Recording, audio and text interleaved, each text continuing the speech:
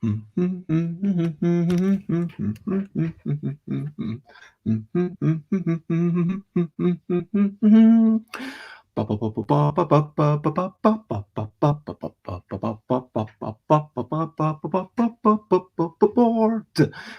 games, it's what I'm talking about. Board games, I'm not gonna shout. I am starting off this morning with a little bit of singing, although I will be acknowledging that in other places it might be night or evening. Anyway, today I'll be reviewing some shows which I have been listening for quite a while, and these are all rather good. So that might be all the info that you would want, but regards board games and reviewing the podcast is what I'm talking about. Board games and reviewing podcasts. I'm not gonna shout. Hey, good morning. And I hope that you are whatever, or good night, good afternoon, good evening, good is there anything else? Morning, afternoon, evening, night. Anyway, good day, I guess. But wherever you are, I hope that you're having a good time generally. And whatever time it is, if you want to take a bath, you can take a bath. So with that said, today it is the busy bath time blether. Today I am continuing the chaotic shenanigans. So if you want to make me do tasks, then that is a thing that you can do. But generally what I am going to be doing a wee bit more of is reviewing the podcasts. That is what it is all about. So let us get on, and we've got the game cupboard. I feel like I should know your names. I looked you up on Instagram the other day, and I was like, you're the people with the like brightly coloured photos, and that looks really good, right? And anyway, I'm terrible with names, I'm so sorry, but it's lovely to see you. And hello, Elaine, it is lovely to see you too. And I hope that you are having a good, because I know you're both in the UK, I hope you're having a good Sunday. I hope you're generally having a good day. And yeah, I hope that, whatever you're up to, I hope that you've been able to find some joy in your life. Which brings me to the first bit that I always talk about, which is recent highlights, living life and seeing the sights, recent highlights, playing games and other delights. So everyone who's watching, whether you're watching live or after the fact, please let me know, what are your recent highlights? What have you been enjoying? And it is Kelly, Lee, and Ben. Thank you for reminding me. I feel like I should have known that. But yeah, lovely to have you with me. And I would say with us, but that's kind of using the royal us, and that seems a bit arrogant. But anyway, what have you been enjoying? Have you had any resolutions? Have you decided to do anything this year? How have they gone? I mean, it's been 2, maybe 3 days, depending on where you are, maybe more if you're watching this after the fact. So my resolutions personally, so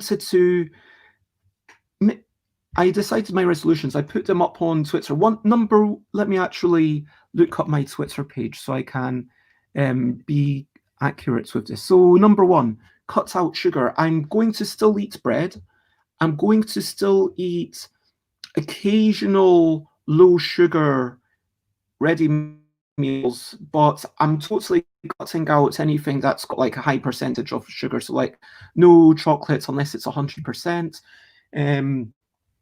No trying to avoid ready meals because they all have sugar in them. Anyway, that's number one. Number two, I'm going to try and go for a walk before stream each day because I did it on Friday just to get myself awake so I could stream super early. And I realized, hey, I really enjoyed walking around. It wasn't just starting early that I enjoyed, it was the walking around and seeing the sunrise. So yesterday I went again for a walk just around 1 block. Then today I went for a walk around 2 blocks. I'm not planning on building it up or anything. It's just, if I want to go back, just going around 1 block, it's just getting my heart pumping, just a nice way to start the morning by feeling the real air, the moving air, the wind on my face and having those cold ears because where I am, it is pretty cold. I'm going to try and keep up my oral hygiene. I'm trying to run a good event on the 9th of January, and I'm going to try and tweak my streaming over the next 2 weeks and make it work a wee bit better for me. So those are my personal goals, and I feel happy that yesterday I did have a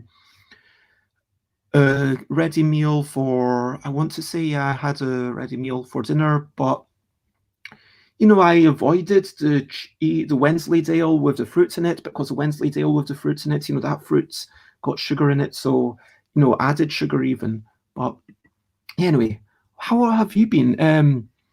And thank you for understanding. And if you want any of these goals, then try to do it. And what I've been doing is just saying, just for January, I'm going to try and do these things just for January. If I manage to do it, thank you very much. If I manage to do once January has passed, I will reevaluate. And saying, okay, I'm not going to have any sugar until the end of the year, for me, that would be too much. But saying I won't have any sugar until the end, or at least cut down severely on sugar until January, for me, that feels a little bit more manageable. I've got the end in sight, and I can say, you know what? I know it might be really bad for my health, but if I want to, on 1st of February, I can go and binge on a bunch of sugary things, and I will be okay with that. Elaine says, I'm not suggesting you get a dog, but having a dog is brilliant for making you walk in all weathers.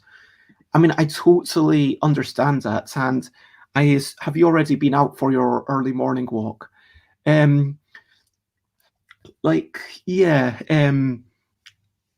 trying to do it for me, and honestly, I don't have the responsibility or the stability to get a pet.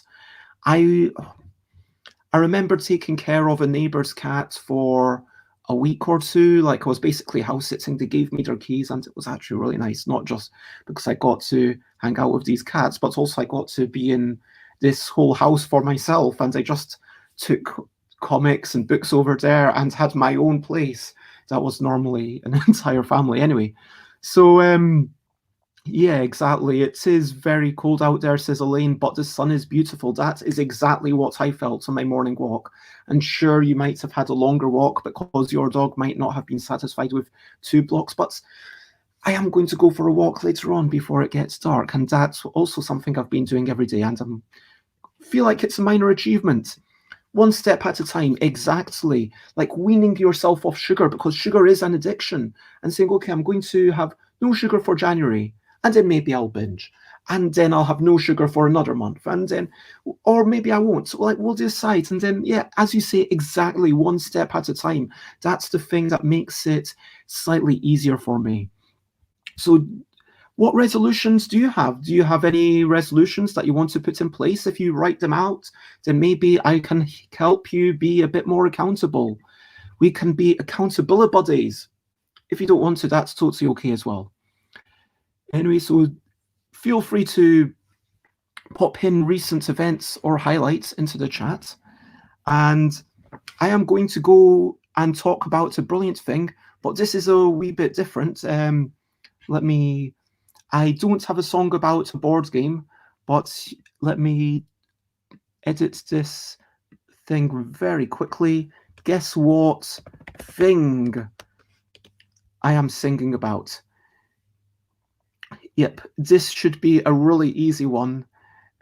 Just try and be more present. That sounds like a good resolution. Like, not everything can be measurable, but just having a goal to say, okay, I will try and be more present, whether that's with people online or people in your life or FCA or I mean, I know that you have a closer relationship with FCOD than I do. I mean, I would certainly hope so. I'd be a bit worried if you didn't. I mean, for goodness sake, you don't have a... Anyway, sorry, let's not go down that rabbit hole. But yeah, guess what thing I am singing about? There's no keyboard, but brilliant thing. Here's a little thing which is brilliant. And so, yeah, guess. It's... Maybe I should plug it. Oh, didn't I have to plug it in? And then you have to... Okay. It's quite thin, but it keeps me all in. Without it, I just come oozing out. Mm-hmm. I need it for my life. Without it, I'd probably die. And probably I'd suffer, maybe scream and shout. It's really magnificent, but sometimes our relationship is turbulent.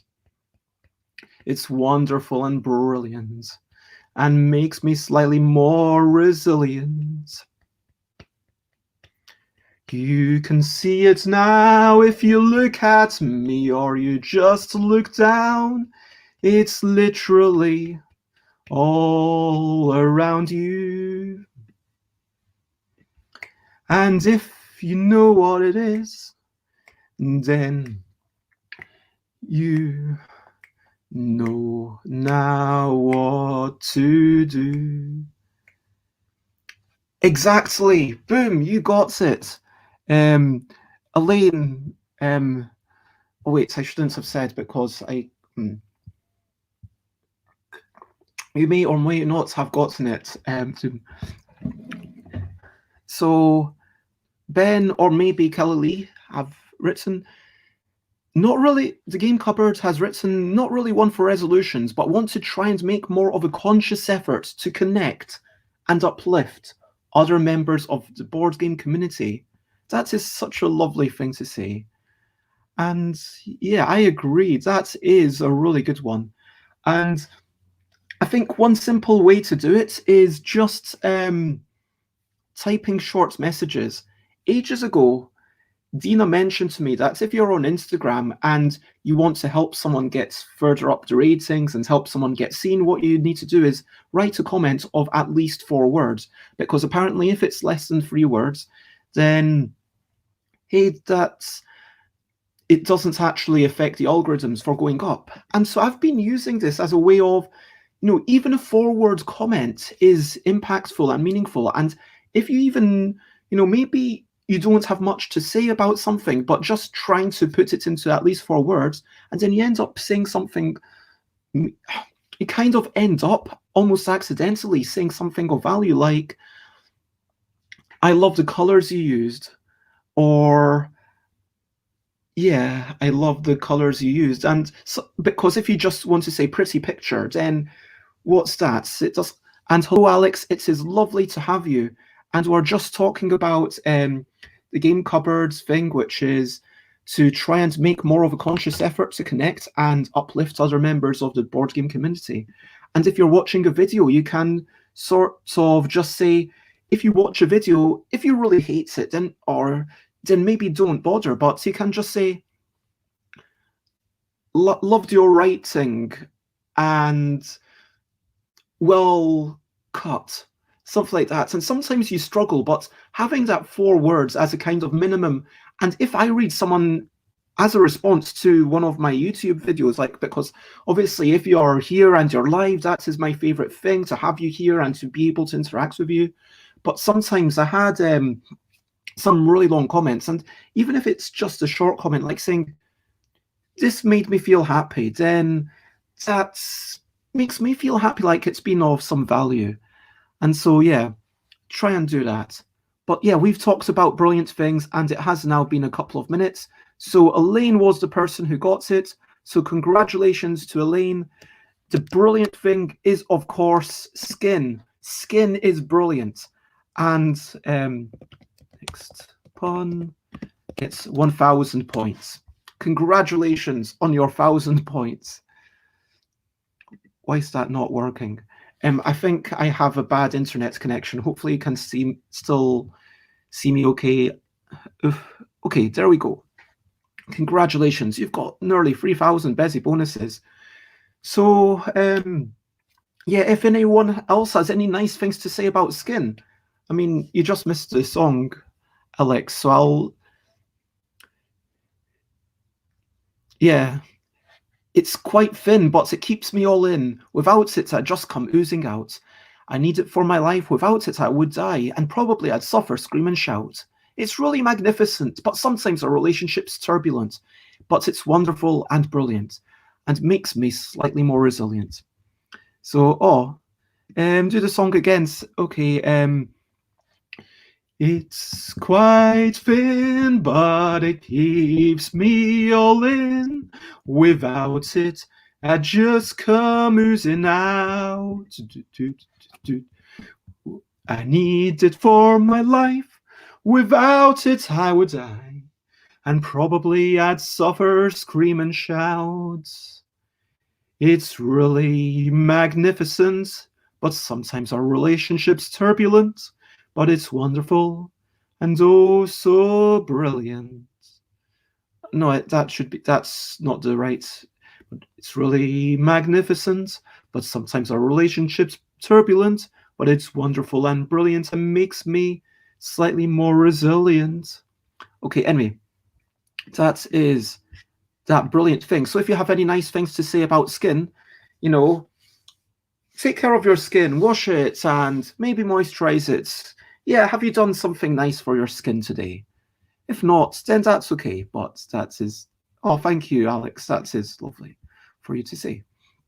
So that is that. And feel free to comment, ask questions, follow, and if you have any questionably quick questions that are not to do with anything, then yeah, let me know and you can shout them out.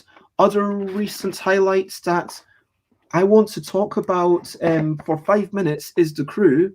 I have been playing this. I tried sitting down with my family a bit more at a more reasonable hour, and yeah, Parent 1 was majorly confused. Parent A, because that's what I'm going to call them, Parents 1 and Parent A, to not have some sort of hierarchy. So Parent A said, oh, this might not be the best game for us. We prefer something a bit more traditional. And I suggested that we try and go until the end of Mission 7. So we finished Mission 6, I think, which is the one where you So Mission 6 is the one where one person can't win any tricks. Now, it's a lovely game, but I really understand now why it is the Kennerspiel des Jahres, because parents and sibling were all confused by the notion of a cooperative game. None of them had ever played a cooperative game before, and it's really it's really easy to forget what is now become a staple of board gaming for us. But for parents and siblings, they were like, whoa, so we are not trying to be the best. We're trying to work together, but doesn't this take away from the notion of a game? And my Parent 1 was confused by the notion of winning a trick and the word winning.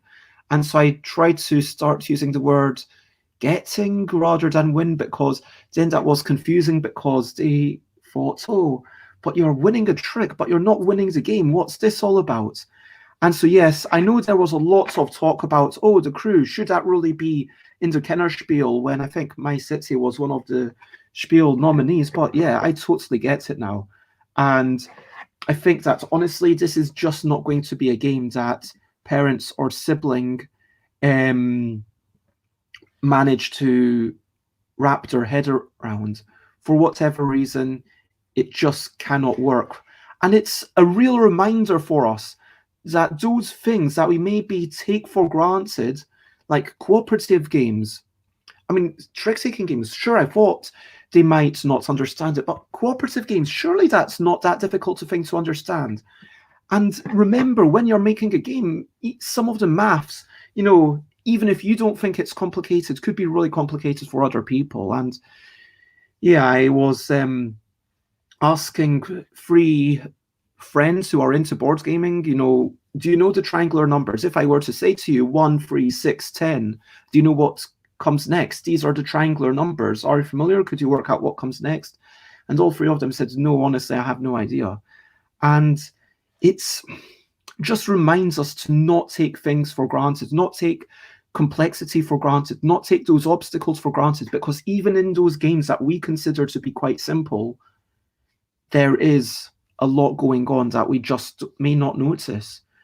I mean, it's like, and yes, it is a great game, I agree, and I'm looking forward to maybe playing it with, perhaps when I get down, I could imagine, would Mina be up for it? It's like, I don't know, there's definitely a lot to learn, but certainly the nature of a cooperative game is something that we've played a lot in the house in London, so that's not going to, but certainly 2-player. And I appreciate the fact that it says 3 to 5 on the box, even though there is a 2-player variant, because a 2-player variant, it's kind of like bridge, in that one person's going to have to play the cards for an AI called Jarvis, I think it was. But regardless, yeah, if we can get, I think that if we could get 3 or 4 players together down in London, I think, yeah, that's a game that would work really well. And it's just slightly sad that I wasn't able to share it with family. But actually, I'm going to say a quick shout out to Bad Meeple, I think it was, where I got this free Meeple keyring.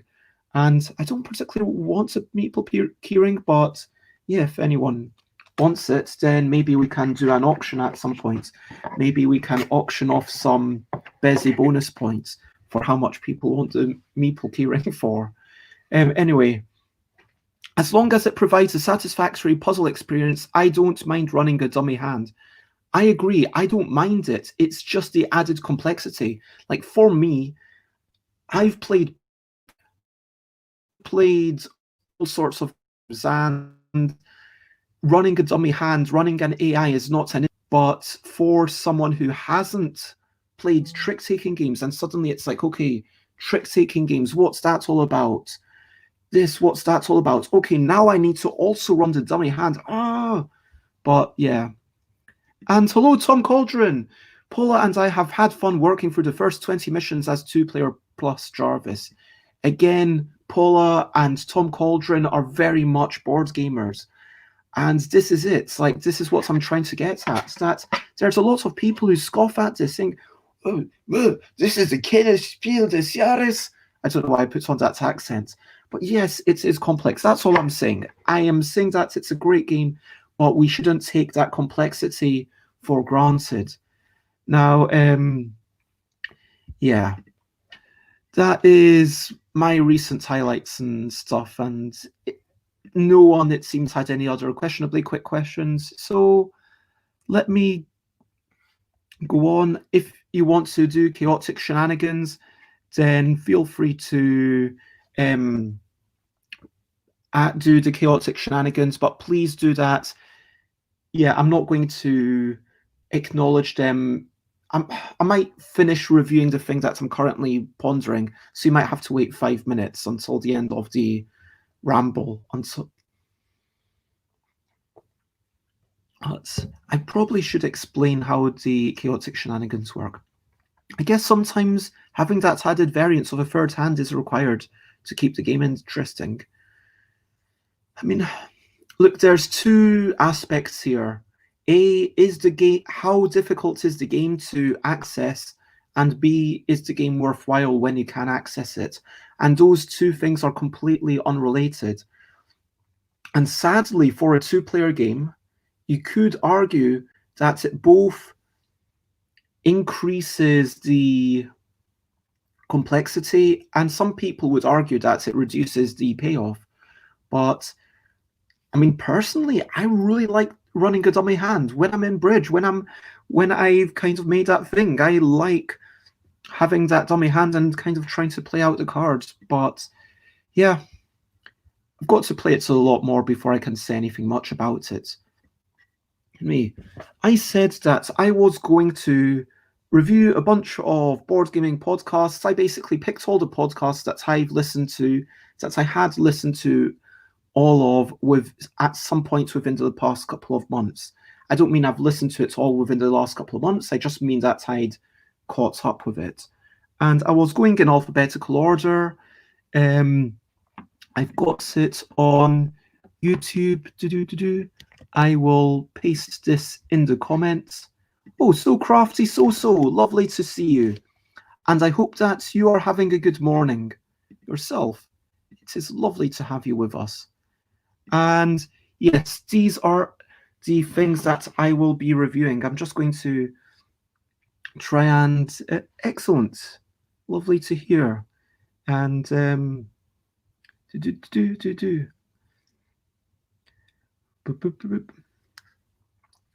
I am just doing. Okay, let's start off with board game business, because that is the first alphabetically, and it's the first on my list. And so let me just get that up on the screen somehow. Okay, Board Game Business Podcast. This is a podcast. I'm going to just look up the catalogue. Let me start by talking about, for each one, I'm going to start off talking about my biases, if I have any, how I got introduced to this, why I love it, why I'm listening to it, and then if I feel the need to say anything negative, then I will say those things negative. But I try to keep my reviews fairly positive, and these are, again, I repeat, reviews of things that I have listened to the entirety of, so clearly I have some love for these shows. Okay, so looking at it, they updated 2 times in 2020, and in 2019 it was like September, July, June, May, April, March. Very incredibly sporadic.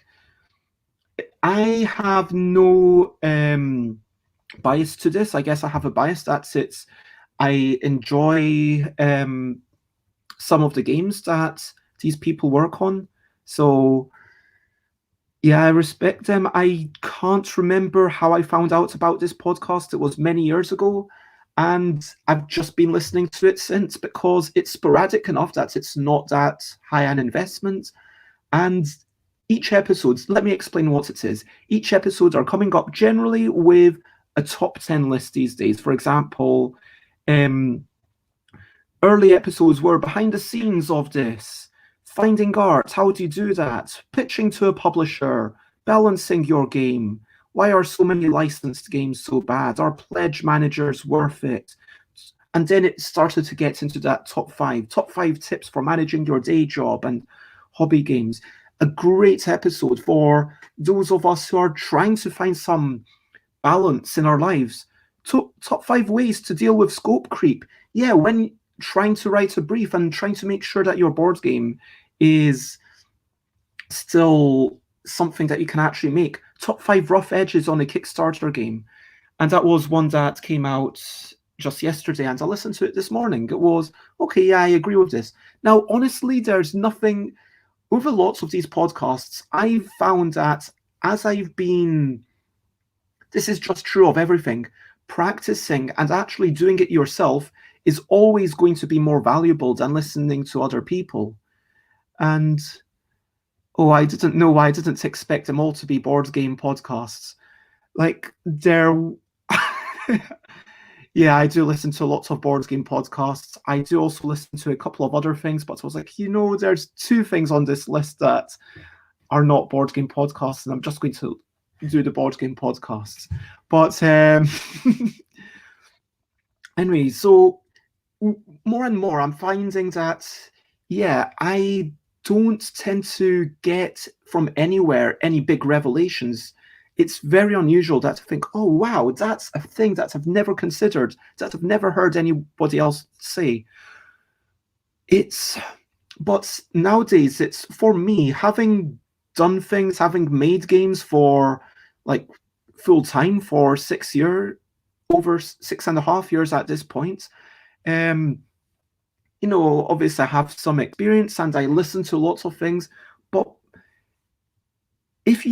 with all of these things, if you don't listen to so much, if you don't read so much, if you don't practice so much, then yes, you're going to get more out of these podcasts. And yes, the top 5 rough edges, sometimes these top 5 blah, top 5 blah, top 5 blah, and that's the way it's been going for the past couple of years. It is a bit more clickbaity, and I can understand why they do it, because suddenly it's, oh, top 5 ways to do that. Well, and honestly, like a couple of these reasons were, when you pick 5, when you pick 10, it's kind of because it's a neat number. And I don't like that when people do these top 5 lists, top 10 lists. I mean, come on, let's just do what number you actually end up with. Like, if you only end up with 4, do 4. Don't try to tweak 1 into 2. And if you've got like 6, don't have a bonus one. Just say it's the top 6, because that's more on it. Anyway, sorry, that's my negativity out of the way. But honestly, these are a couple of people with a lot of experience, and I agree with everything they say, and they get to the point. So great show, and so heartily recommended. For the ideal audience, I would say for someone who is working or planning to work in the board game industry, maybe earlier on in their career, that's a really good one. And so, yeah, Board Game Business Podcast. That is the first one that I think is bleeping brilliant. That is the first one. Number 2, which is just literally the number 2, which is alphabetically. I mean, in case you didn't notice, I am just going through these all in alphabetical order, because, yeah, that's the way it comes up on these things. Anyway, Board Game Design Lab. Oh, sorry, did we have a question about...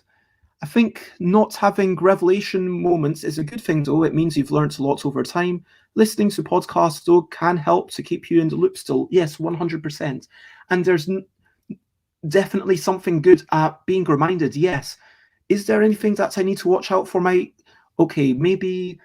Yeah, definitely do that. Remember, Bez, you already decided to do that, but just have a double reminder. Definitely do that. Definitely send your roles to these people. And so, yep, 100% agreed.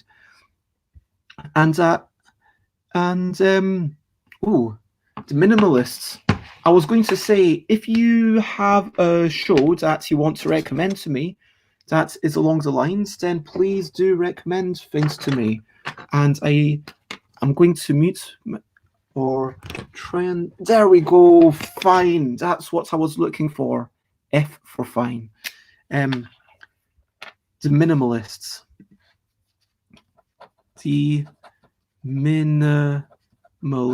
Anyway, if there is something that isn't out within these in alphabetical order, so something that happens before before M in the list that I just wrote, then please, yeah, feel free to recommend.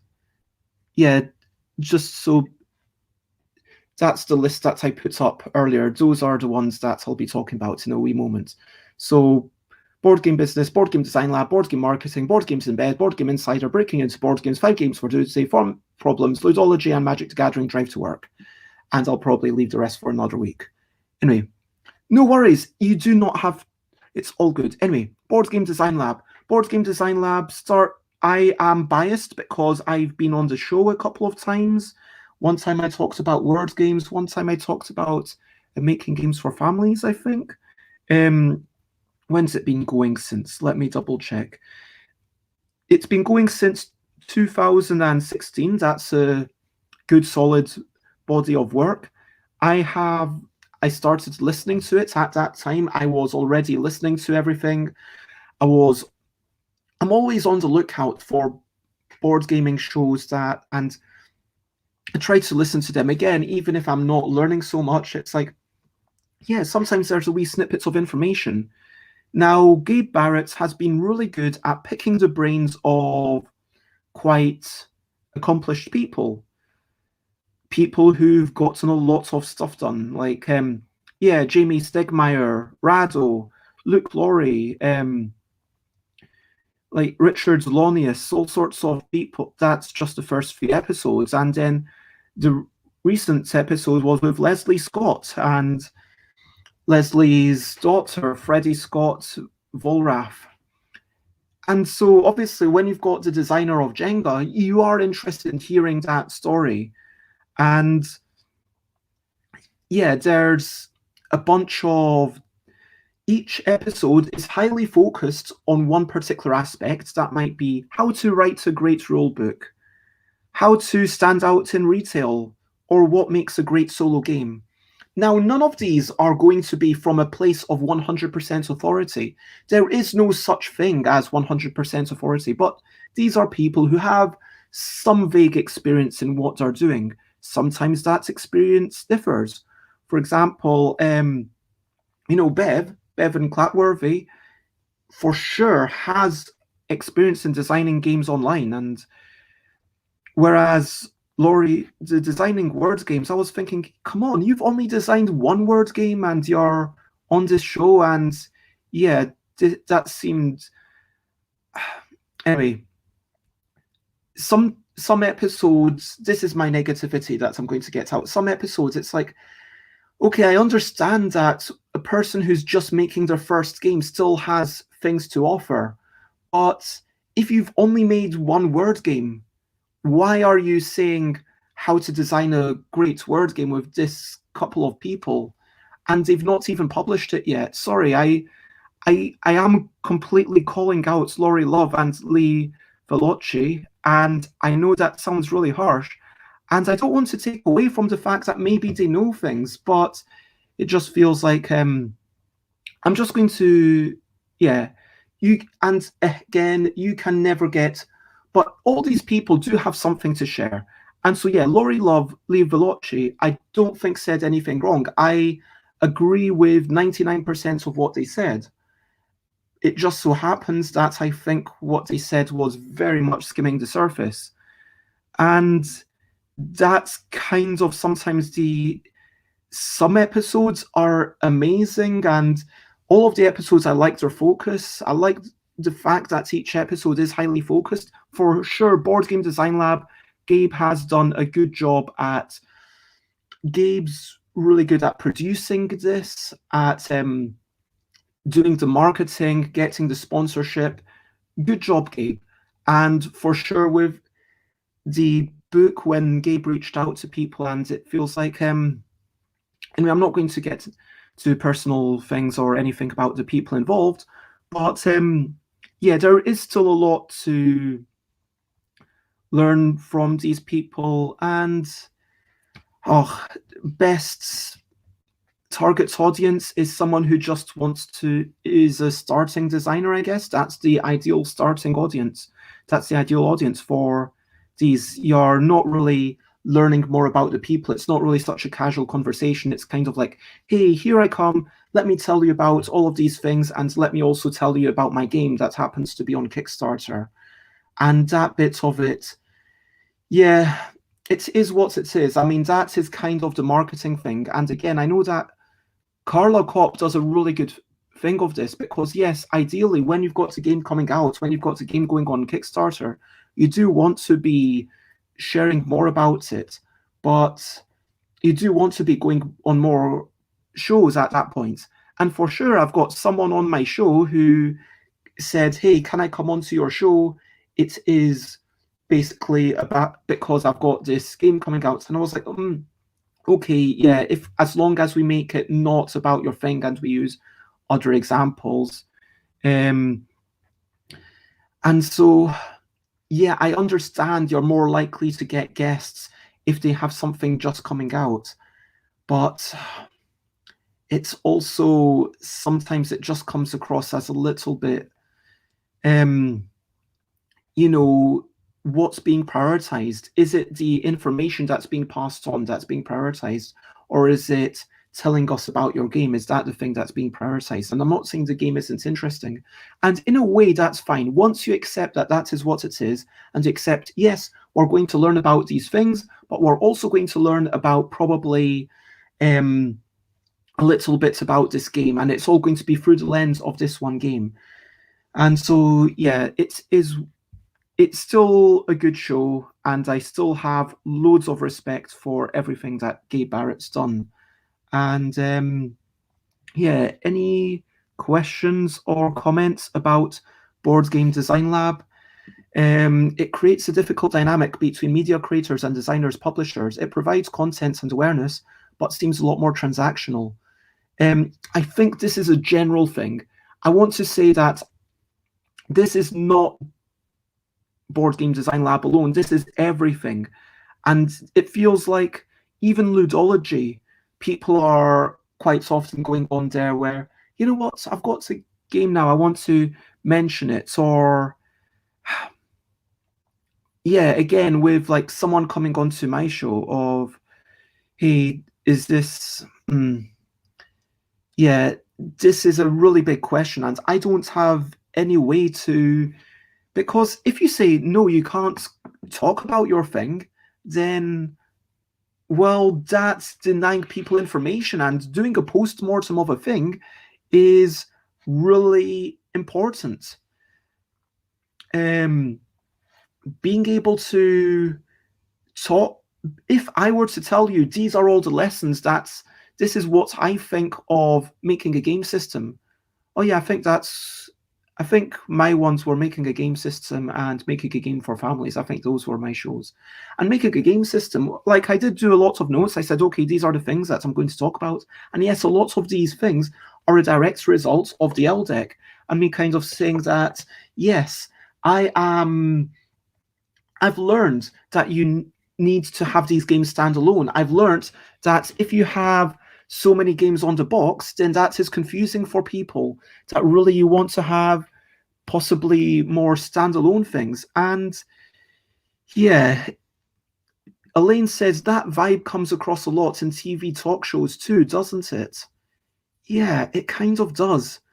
And Elaine suggests it takes a pretty good host to get around that. Or indeed, it takes some guests who are willing, who are just way past that point of caring. I mean, frankly, when I had Shem Phillips on, or when I had Martin Wallace on, or it's not, oh, we want to talk about this one particular thing, because they're way past that point. I'm actually going to look, will there be time at points for me to show people one or two of my games, asks So Crafty So. I mean, it's a weird one, because again, I don't want this to be a self-promotional thing. And actually, let me take a 10-minute break from, let me actually yeah, comment ask, let me get rid of the previous banner that I had. I am actually going to take a wee break to talk about self-promotion versus making content. Because earlier on, I was saying, okay, yes, I want to occasionally self-promote. So one day a week, maybe it's watch Bez making stuff. And one day a week, it's Bez talking through one of her games that she's made. And so I would talk about, I think I went through all the LDEC games. I think I went through Wibble, Alphabetical, Grabble, Fable, Phrasal Couple, and so forth. But I don't want this to be a big self-promotional thing. Look, people who are watching this are probably aware that I make games. I am proud of Kitty Cataclysm. I am proud of a lot of the LDEC games. I am proud of Yogi, and I'm proud of some games that haven't come out yet. And on Tuesday, if people are up for it, we might play this one again, which is Make a Word Search. Now, it's a difficult thing, because sure, I could do a series, and maybe that's a valid thing, to start doing a series for the winner of the LDEC Design Contest 2020, where each week, or every fortnight, we're like, okay, either it's me alone or it's me with the designer of that. And yeah, at this point, I've started revealing it, but this is kind of at the point where, yeah, bearing people are still giving me their comments, a couple of people, but I think I've pretty much decided which is the better game between the two. Hello, Xate, it is lovely to see you.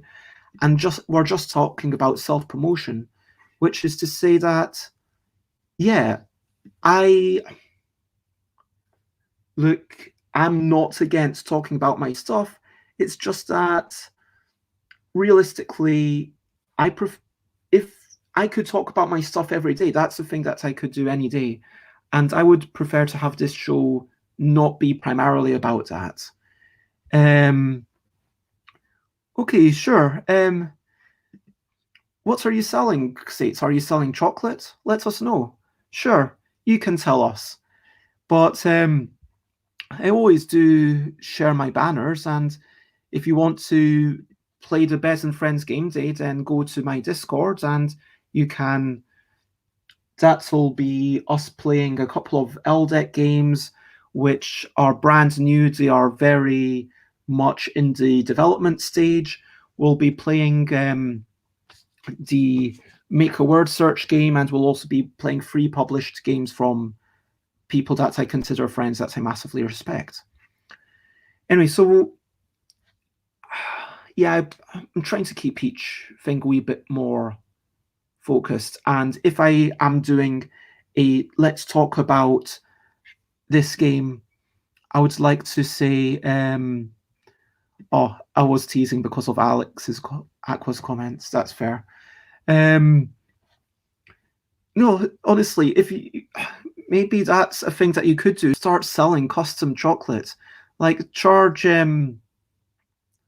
I don't know, 25 euros, something like that, or 50 euros, and see if anyone wants it. And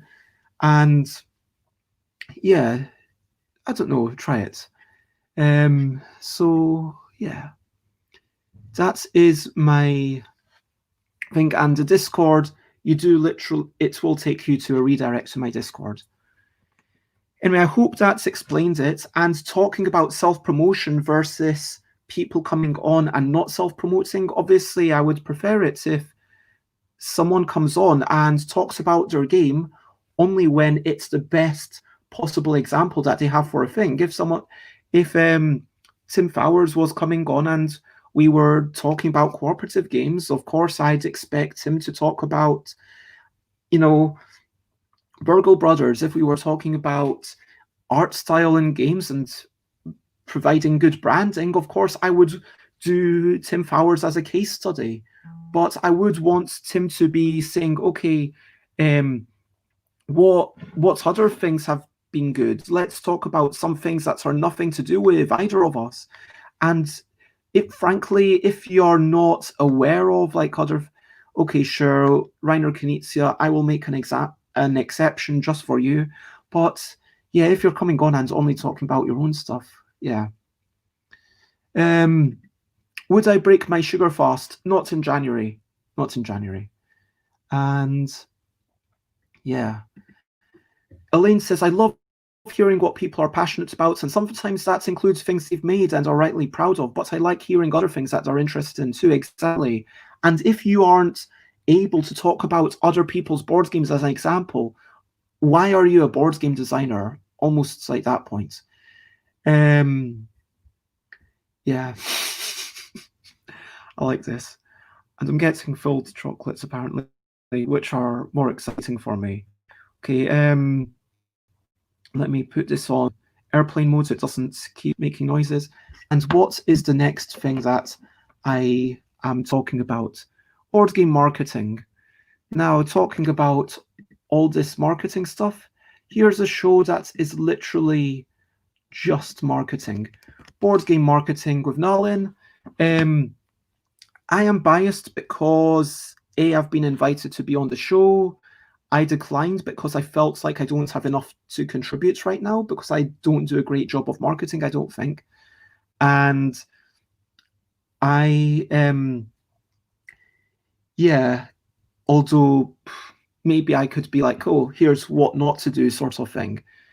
Anyway, this is one of those things where people come on the show, it is very much using them as a case study. It's just saying, hey, what did you do? What worked? And what would you advise other people to do? That is pretty much it. And there's some good informative words. If you are someone who is having to market your board games, that is basically who this is targeted at. I would say that this is targeted at someone who has who is typically selling less than 10,000 units per year, is still learning, is still in that kind of learning phase, and is still thinking, oh, what have other people done? How could I do it better? And to some extent, we're all learning, but yeah, this is a very new podcast. It's only started in June, and it's pretty much a weekly thing, I want to say. Yep, it seems to be weekly. Nolan does a great job at keeping it regular. I will say, Nolan earlier in the intro says, oh, you know that I'm asking the difficult questions. And frankly, the questions that are asked are not all that difficult. The questions that are asked are things like, why did that not work? Or what was the worst thing that you did? Or what regrets do you have?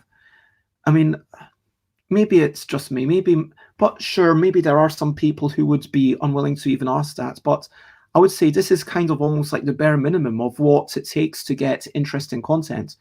But yeah, it is interesting content. And so, yeah, that is us. And yeah, I'm sorry, Elaine, I've not listened to all of your show. So yeah, let's give Elaine some credits. The No Pun Included podcast is up. And yeah. And now I'm actually confused because I was actually expecting to not get any. And now I'm actually genuinely confused because I thought I had no chocolates coming, but now I'm thinking, you've said all this stuff. Do I actually have chocolates coming? Because genuinely, I wouldn't break the chocolate fast in January, which is kind of embarrassing. But so if you haven't made anything, please don't make it. And but no, I genuinely was not expecting anything. Anyway, where's my library? Okay. Shows. Okay. So now I okay, so yeah, you already said that. I'm just confused why you're saying it again. I mean, now I'm starting to doubt what. Okay, I'm going to take this at face value. I'm just assuming that you just want to reiterate that and say that, okay, I'm guessing that what you're doing here is saying that there's some love for me, and the reason that I'm not getting any chocolates is not through lack of love. In that case, that's totally fine. I appreciate it, and I just sang like a ballad for you yesterday. I still feel the love from Kate, though I get chocolates late. It's going to be even better when we're playing games physically together. I know that timing goes all off, but anyway. So yeah, back to board game marketing. I would recommend this for anyone who's early on in their journey and wants to learn about marketing and pretty much doesn't have a clue and is on the same level as me or within that narrow range or anywhere below. Okay. Yeah, good show. Now, next show is going to be Board Games in Bed, which is sadly not something that exists any longer. They have not done this show in the past year, I want to say. And let me double check. I am all caught up.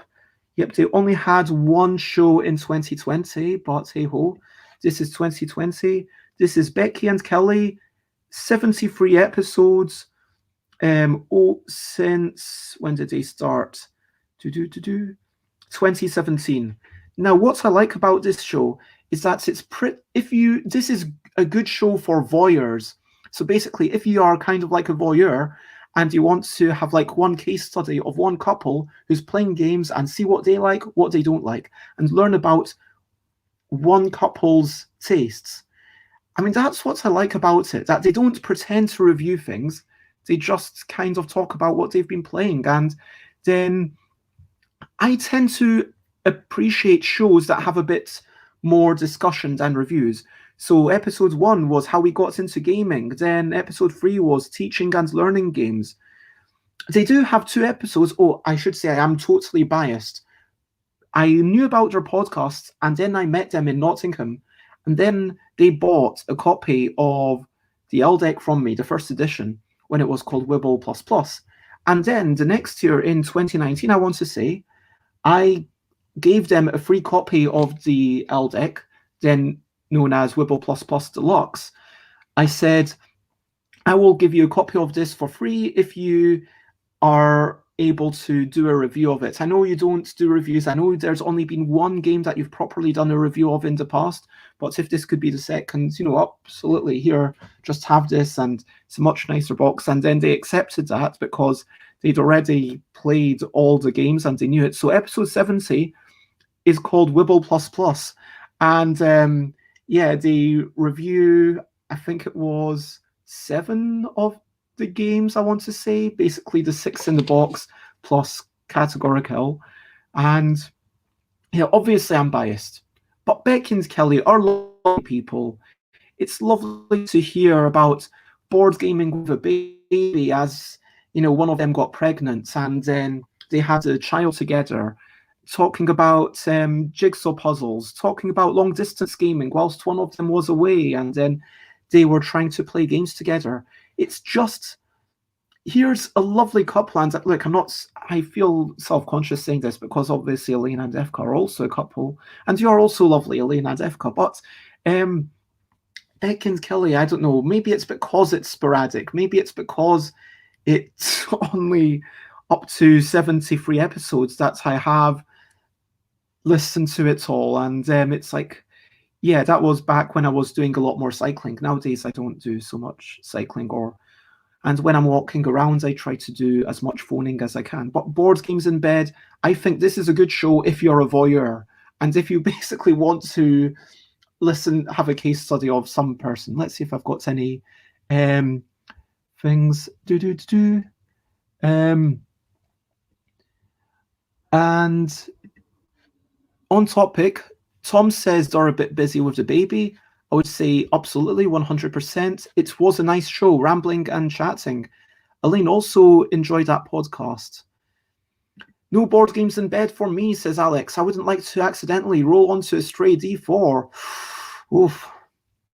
Play more Euro games in bed. They don't have as many dice and minis to roll onto. You might wake up with a flat stone resource token stuck to your head, but that won't hurt. That's a good point. And so, yeah, it was apparent they don't necessarily play the board games in bed, but they do talk about the board games whilst they're in bed, apparently. And so, yep, lovely people, and I definitely missed that. And these are not all the shows I listen to, but these are all the shows that I've listened to 100% of. Now let's go to the next thing, and I'll get rid of that. And Xate has a comment about getting chocolates. When I come, I might opt out of chocolates and prefer things that Xate bakes. If Xate were me, Xate would ask for mint dark chocolate brownies and homemade gingerbread cups with vanilla ice cream and homemade caramel sauce. But that's just me, and I am hungry. I mean, honestly, everything that Xate talks about cooking sounds bleeping amazing. Anyway, show Board Games Insider by Ignacy Chivacek and Stephen Bonacore. Okay, I am going to close my Twitch thing because that is not even working for me, and I'm relying on my wonderful moderators, of which there are 2 currently in the stream, so I feel missed off the R. Board Games Insider. Okay, Board Games Insider. I am biased because Um, I'm biased because I met Stephen Bonacore at an industry event, and I also met Stephen Bonacore a few other times at Essen. I met Ignacy Trzewiczek. Have I met Ignacy? I think I might have seen them, but like no more than a couple of words. And Ignacy had. Oh, I did sit in with when Ignacy was doing a design chat and how to be a designer, and basically telling everyone, oh, please don't be a designer.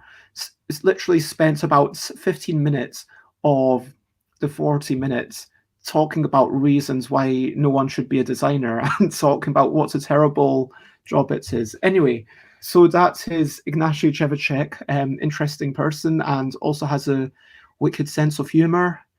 So these are two lovely people. I will get to that in a minute, Xate, after I've chatted about these people. So Stephen Bonacore, of course, ex-president of Stronghold Games, Ignacy Trzewiczek, Portal Games, and both fairly established in the industry. And what they do is they talk about the board game news. That is basically why I listen. I listen because I am interested in hearing about a company buying another company. If you are interested in a company buying another company, if you're interested in, if you're interested in sometimes stocks going up for a particular company, if you're interested in, it reminds me of, the Giant Brain podcast, where they are also very much news focused. But if you want news focused with a bit of an industry perspective, and what did I? What, I don't know what I said. Apparently, I said these words. Sometimes the wrong words might have come out. Did I actually say that? Did I just say that? Wow. Oh my gosh. I'll need. I might. Nah, I probably won't. I'll just assume that I misspoke somehow. But oh, maybe what I said was a company buying another company. I meant a company buying, and then you misheard it as banging. Okay, I'm interested in a company buying another company, or. But anyway, back to the point. What do they talk about? Normally, they're half-hour episodes. It's every couple of weeks, I want to say. 16, 23, 10, so... it's pretty much every week. Yeah, if you're interested in the board game industry, if you're interested in that kind of... Oh, man! Oh, man. This is meant to be a safe for work show. You peeps. Okay. Come on. Oh, man. Oh, okay. I'm not going to put that up. Wow. Okay. That's fine for the chat. I'm just not going to put it up, but I very much appreciate that. And also, thank you very much, Apricot Dargan, for following. And yes, I am sure that you are a brilliant thing. Even if you're not feeling brilliant, I'm sure that you are brilliant. And thank you very much for following. Anyway, so Board Games Insider, lovely show. I think the ideal audience for this is anyone who's interested in the stocks, the shares, the buying, here's some things that you probably shouldn't do when you're publishing a game. Hey, and the shows are all kind of done in a friend's way. They don't really have a topic, but sometimes they talk about Spiel Digital. They talk about social media channels, or with someone retiring. Obviously, Stephen Bono retired, and of course it's going to talk about that. Sometimes talking about the impact of coronavirus, sometimes, or I should say COVID-19, because as I understand it, some forms of coronavirus are not actually bad at all, medically speaking, because coronavirus has been with us for a long, long time. Anyway, I have listened to 100% of what is available of this show, I should say. I haven't been listening to it since the start, but I started listening in May, I want to say. And in May, I listened to it since, I think it only shows it for about a year. So I started listening to it, and I was listening to the things from the start of 2019, so I've missed a year of it. But it was almost like, oh wow, they're talking about all these shows that they're going to. It's almost like a fantasy. And back when I couldn't go to any conventions, that was really nice hearing them talk about conventions in some ways and having those memories. So yeah, that is what's going on. What does this word mean? Niveau. Anyway, so that is it, and that is my thoughts on Board Game Insider. And feel free to comment, ask questions from like, follow, or do the chaotic shenanigans as niveau, yeah, means level in French. Sorry about that. Now, Sate has done exclamation mark do task, which means that right now I am going to be doing a semi-random task. I will pick 3 things. Oh wow, these are the final 3 things, and then I need to put everything back in because I decided that I was only going to put the things back in when it went empty.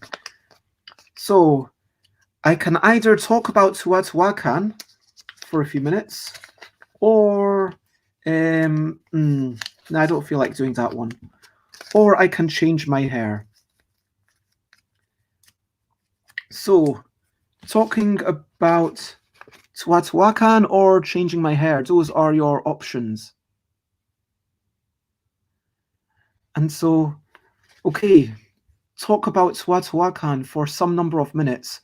Okay, so let me try and find the Board Game Geek page. Teotihuacan. Yeah, that's is terribly spelt. I should. Okay, so according to Wikipedia, Teotihuacan is a vast Mexican archaeological complex northeast of Mexico City. And from the middle of the site, which was once a flourishing pre-Columbian city, is the Avenue of the Dead. Oh, that sounds like quite exciting. It links the Temple of Quetzalcoatl, the Pyramid of the Moon, and the Pyramid of the Sun. The latter two with panoramic views from their summits. There we go. So this is San Juan, Teotihuacan. I guess there's is there going to be a disambiguation page? I mean, what's Teotihuacan even based on? You know, I really do not know anything about Teotihuacan. So me saying Teotihuacan is just going to be based on looking up things live and looking up on Board Game Geek or whatever. I've heard some people say it's a good game, so presumably it's a good game. And Board Game Geek should have a did you mean function. And just for this series of games, look up the pronunciation. Okay, I think Ella did a thing, or I could look up how to pronounce Teotihuacan. Well, there we go. So I think that Ella won't mind me showing this thing. So let me. That's Ella from Ella Loves Board Games. So let me. The first hit for how to pronounce Teotihuacan is this video, which, well done, Ella, providing that service to everyone. Why is it not showing? Okay, let's listen to what Ella has to say.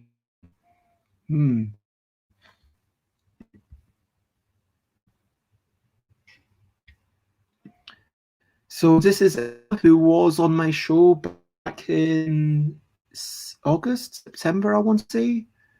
And we are... Apparently it suggested that I skipped the first 54 seconds. I don't know why. And...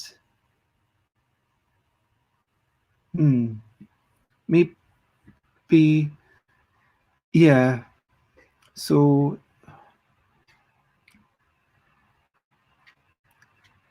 Ella, so Tuatawakan, what's going on with this? Yeah, my internet connection is just not the best, and I do apologize for this. So yeah, I think I'm allowed to show this because it. What is the Creative Commons stuff on Wikipedia? Um, am I, as long as it's non-profit, am I allowed to share this stuff? So apparently, this is the. Oh, I shouldn't have shown the picture. That's the Avenue of the Dead. In the San Juan Teotihuacan municipality in the state of Mexico. See, I thought, where is San Juan? So San Juan Teotihuacan is presumably very different to San Juan, right? It is given by the Nahuatl-speaking Aztecs centuries after the fall of the city in 550 Common Era. Called Place of the Gods. Huh. There we go. So it's Teotihuacan. The origin is quite mysterious, and the origin of its founders is uncertain.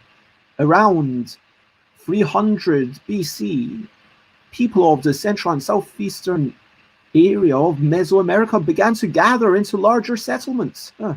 It was the largest urban center of Mesoamerica before the Aztecs, almost 1,000 years prior to their epoch. That's quite cool. So it used to be a really big place.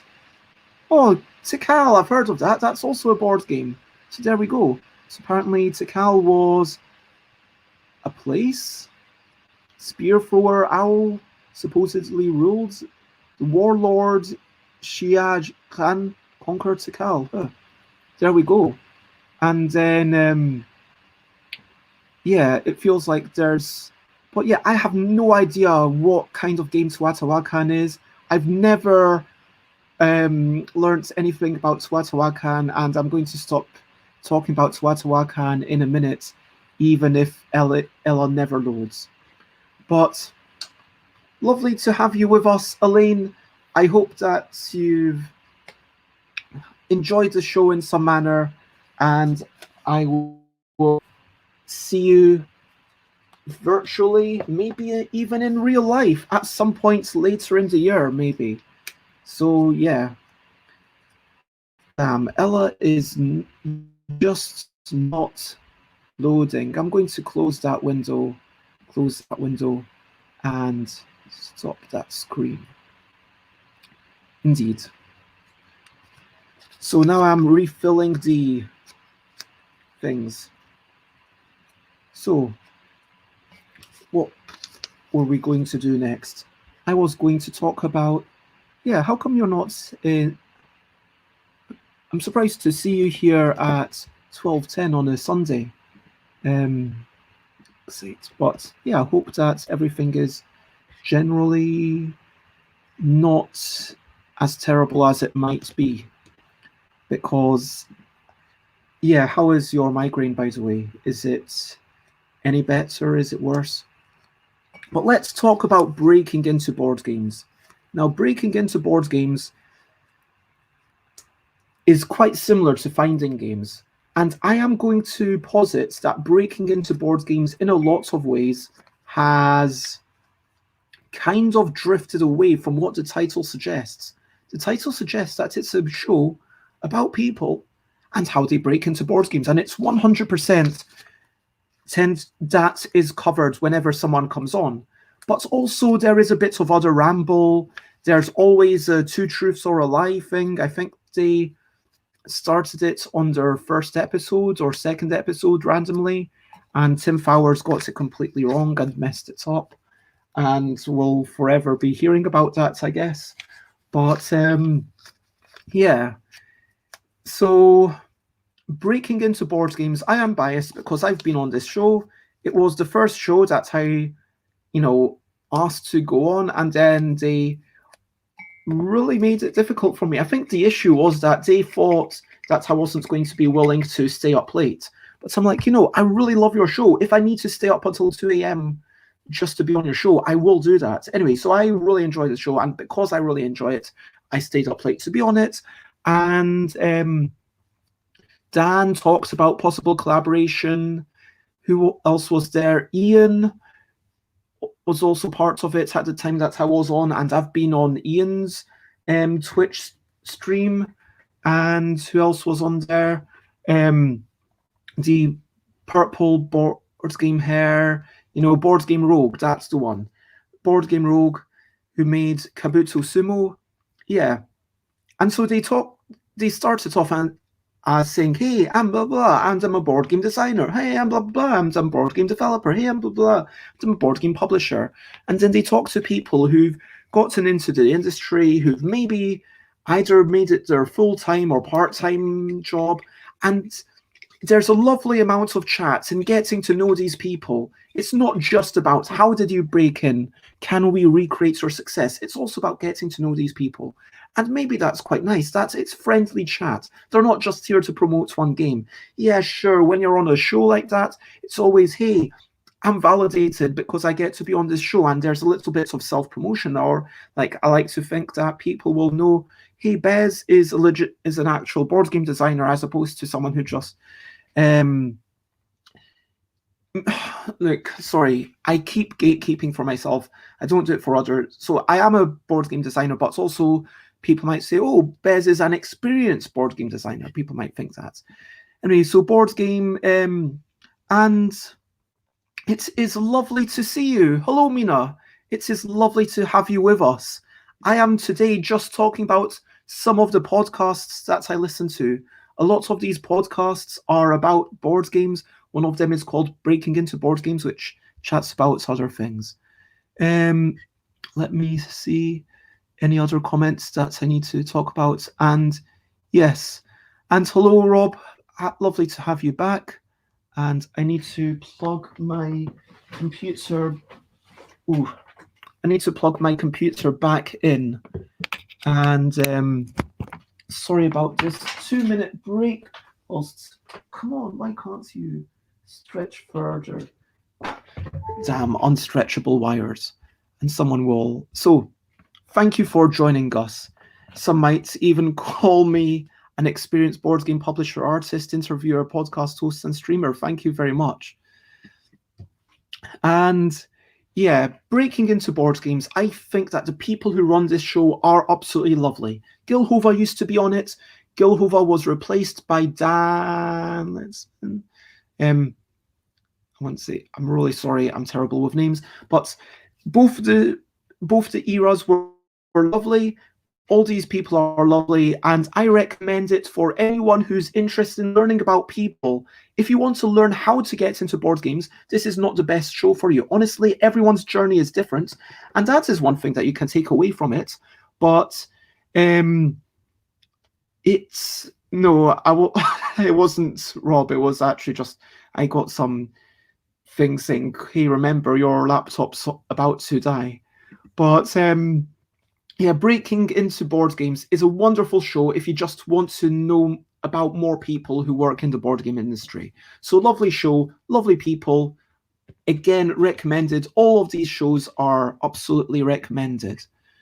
And for those who are joining me late, I am just going to, again, put into the Twitch stream what I am doing today, which is reviewing those games. And so the next one that comes after Breaking Into Board Games is Ben Maddox. I would say my old friend, but yeah, that's oh oh my gosh, wow, okay. Okay, Rob, I will get onto that in just a minute. 5 Games for Doomsday. 5 Games for Doomsday is a wonderful show in parts. Now, I have criticisms. I'm sorry, Ben. I have so much love for you. I have so much admiration. Okay, so let's talk about what 5 Games for Doomsday. I am biased because I have been on the show. Ben invited me to be on the show. I was very much honored. and I enjoyed it. Ben is the best interviewer that I know. Seriously, Ben, if Ben invites you to be on their show, go on their bleeping show. Ben is super, super wonderful. Ben asks you to send a bio, and then Ben really gets into lots of these topics. In my 5 Games for Doomsday show, you basically talk about what 5 games you would choose to take in a hypothetical zombie scenario. Okay, we're all in a cabin in the woods. What games would I take to play with people? I remember I chose, yeah, I chose a variety of games, and maybe one of them might be different nowadays, but I still stand by most of them. And I think Reiner Knizia chose basically 4 of their games plus a pack of playing cards, and it expresses what people appreciate, what do people love. But then the games it's not really about the games. Yes, you learn about these games. Yes, you learn about why these people love the games. Yes, but the games are almost like a medium for learning about those people, learning about what they value. I mean, when Frank West talks about how they love, I think it's called Pingo Pingo, and yeah, Frank West does have that joyful, silly side. And when someone talks about, okay, these are all the games, you really learn about someone's gaming tastes. If you want to learn about game designers, I would say that if you want to learn about someone and they have done an interview with 5 Games for Doomsday, I would almost suggest that that interview is the best way for learning about that person. Genuinely, Reiner Knizia, 5 Games for Doomsday episode, best way to learn about Reiner Knizia, what makes Reiner tick. Same for everyone else who's been on that show. If you just want to listen to me for an hour and want to find out, okay, what is Bez all about, then listen to that. And on my episodes, I remember we got into like gender representation, about hostility, about all sorts of people, and it's so the typical format is, hey, this is the person, let's have a chat. Okay, now this is your first game, why do you love this game? Okay, now let's have a chat about something completely different. Okay, now this is your second game, now let's have a chat about something completely different. And so it goes game, live chats, game, live chat, game, live chats, and alternates until you've done all 5 games, until Ban Maddox asks, well, imagine you only could take one, which one would you take? And people do that, and then it wraps up, and that's the end of the show. It is a wonderful, wonderful show. Now, if that was all that there was, I think this show would be a yes, subscribe to it, listen to 100% of it, there is no question. But there are other aspects to it. Firstly, there are reviews. The reviews are well written. The reviews are written, and then I should say performed. Ben Maddox, a professional actor, a professional voice actor and theatrical actor, does have great writing skills. And there are Thoughts from the Cabin, which I always enjoy, those short 10-minute snippets.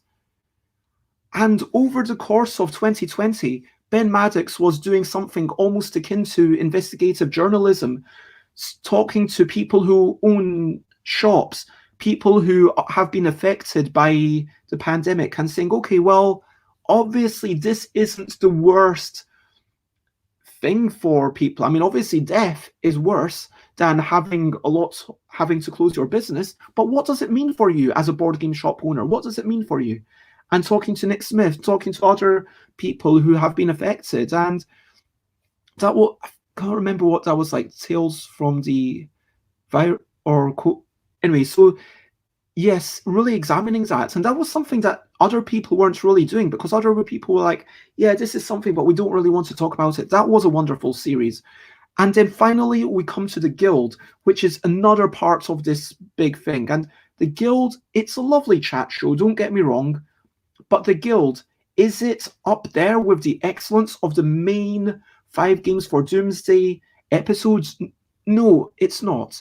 Now, I will listen to the Guild. I've listened to everything that's been put out by Ben Maddox on this particular podcast stream. But if you were to listen to it, I would say, you know what, listen to the interviews with people that you're interested in, and those are glorious, wonderful, amazing shows. The rest of it, yeah, frankly, especially the Guild, for me, it feels like filler. That is it. Now, maybe we can. So, if you were in quarantine for a long time, Stresk said, yes, that is a weird thing where it's had. It's kind of, these are the 5 games for infinity time. Like, these are the only games that you are able to salvage from Civilization.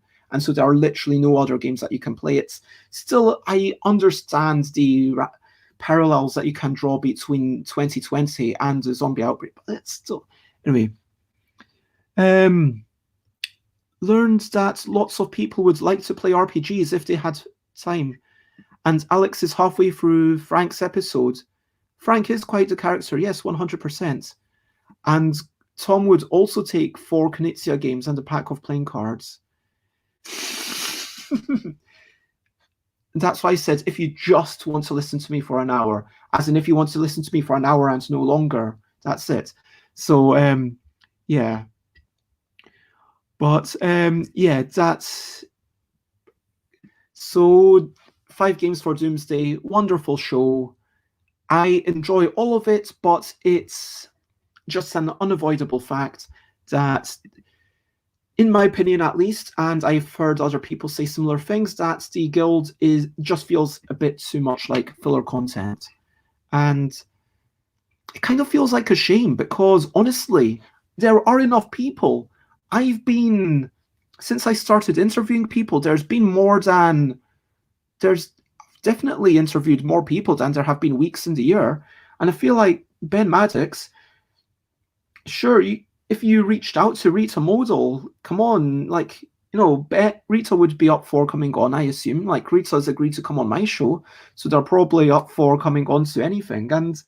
And, like, yeah, I wish, so much of me wishes that it was just that one thing and nothing else. And then really learning about these people who do work in the board game industry, learning not just about the designers who already are big names, but learning about maybe someone who runs a printing company, someone who owns a shop. Like, yes, we had Nick Smith on to talk about the shop, but why not have Nick Smith do their own 5 games for Doomsday show? And yeah, that is my thing. So, chaotic shenanigan, that is the end of my thoughts on 5 games for Doomsday. So I'm going... Am I... Yeah, fine. No one's going to agree to this. Talk about Teotihuacan when Rob is here. Okay, I have written that task, and so at some point in the future, if someone spends 500 points to get me to do a task, then that might be one of the tasks that come up randomly. But I'm not going to lie, if you're not there, it'll probably be the one that I veto. But yeah, that is that. So, seriously? Okay, Alex says do task. And hello, Dude Kalinsky. It is lovely to see you here. It is going well, thank you. How are you? You're in Australia, I want to say. So is it like quite late for you? So I don't have channel points because I've chosen to not go affiliate. So I've done a thing with Stream Elements where people pay 500 points to make me do a semi-random task. So I am literally now unfolding bits of paper, and there's going to be 3 tasks, one of which I will... Oh, that sounds like a lot of work right now. I'm not doing that. Oh, okay, fine. So you get to choose either do the hustle or change colors for 5 minutes.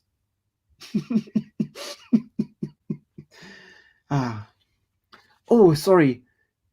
Kolinsky is in Switzerland, 12:30 noon. And let me actually let's see if I can shout out. It's Kolinsky. Let's see if this works. Yeah, there we go. Colors. Okay. Rob wants me to change the colors. What kind of color would you like me to change it to? You can specify a hex code, or I could just choose whatever color you fancy. And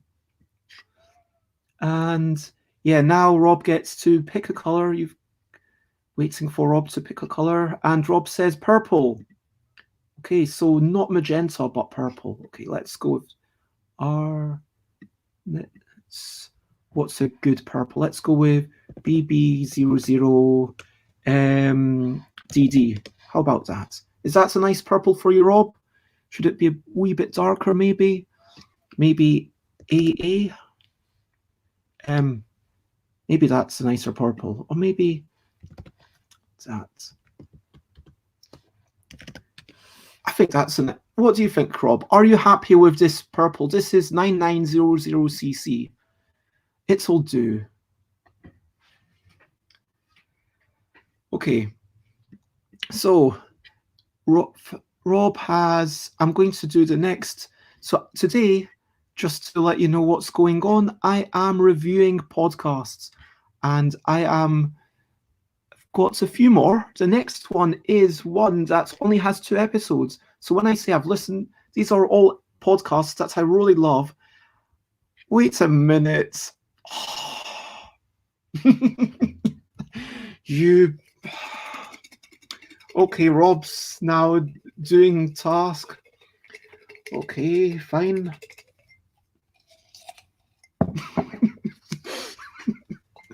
Okay, so the 3 tasks.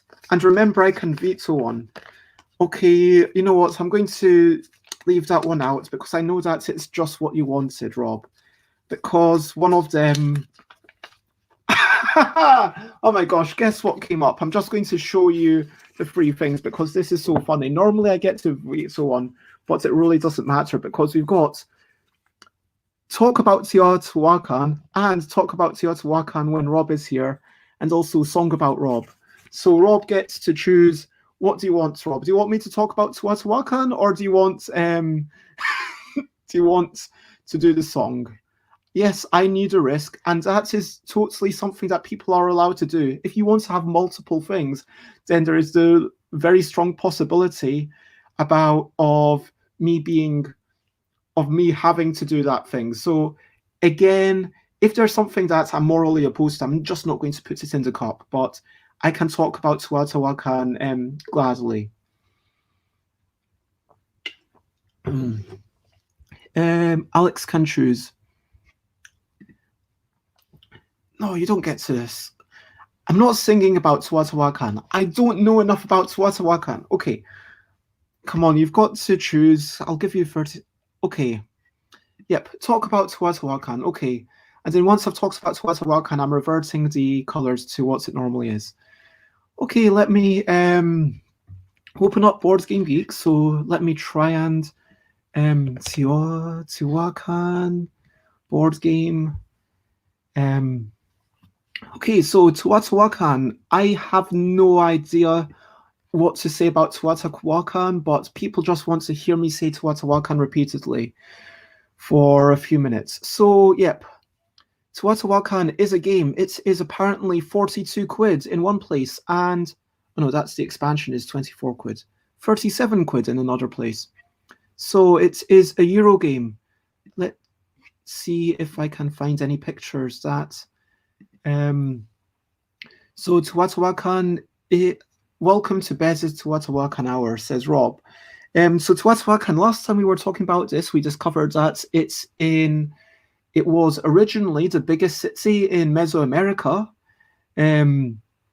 Apparently it's normally 60 euros, but this is 42 quid. And the quid is a bit more than a euro, I want to say. But yeah, anyway, I'm struggling to load things. But Teotihuacan, City of Gods, designed by Daniel Tassini. There we go. and drawn by Odysseus Stamoglu. Why are you making me? I'm sorry for these people. And it's published by apparently 13 people, and it's called Tuatawakan Città degli Dei. Tuatawakan, Ciudad de Dioses. Tuatakan, die Stadt der Güter. Tuatakan, la Cité de Dieu. Tuatakan, Misto Bodur. I'm not even pronouncing these correctly. Tuatakan, Stede der Guden. And Tuatakan, I don't know how to read that Russian one, but in Japanese it's Tuatakan Shite o Obugozu. Oh wow! So they've just translated of gods into Obugozu. So it's actually in English in Japanese. That's quite interesting that they didn't have the subtitle translated to Japanese. So there you go. It's produced by NSKN Games, Board and Dice, Bucaneros, Yugos, Groud Games, Game Harbor, GeoChicks.it, Jumping Turtle Games, Maldito Games, Pixie Games, Portal Games in Poland, Schwerkraft Verlag, and Sternenschimmermir. And I'm going to try and pronounce this Japanese thing, although I'm going to be slow on the katakana. It's Ten Geizu. Ten Dezu Gemuzu. Ten Dezu Gemuzu. Gemuzu. Because the line means that you hold it for an extended period of time. And that is all I'm going to say about Tuatawakan. According to Board Game Geek, it has area movements. What is the area? I can't remember what area. I think that's when you're moving. So you're moving your people around. It's got Rondel. Oh, I really like Rondel. Did anyone play Finch? I really like that. And set collection. It's a solo game. It's tile place. Anyway, that is enough Tuatawakan chat. Oh, okay. Dice Tower never covers this critical information. I'm phoning this in. Yes, I am phoning this in. This is the what do you expect? And angry things. Do task. Okay. How many points do people even have? Have I been giving? I'm going to change at the end of today. I'm going to okay, so we've got change here. Say 3 brilliant things about someone, or yeah. Yep, so either change hair or say 3 brilliant things about someone. So that's enough to do it, what, like 7 times? I am going to... I'm not threatening inflation. I'm not going to raise the prices of things. I'm not going to do that. I wouldn't raise the prices of things for you. Let me just change the color back. FF1122. Anyway, say brilliant things. Okay, I'm going to say brilliant things about Alex. Alex is, seems to be like quite an organized person from what I know. Also, Alex, I consider Alex like my number 2 moderator. I know you shouldn't pick favorites, but Sate is like really boom. If both people are in the chat at once, I feel like Sate is going to get someone straight away. But I know with Alex, I can rely on Alex.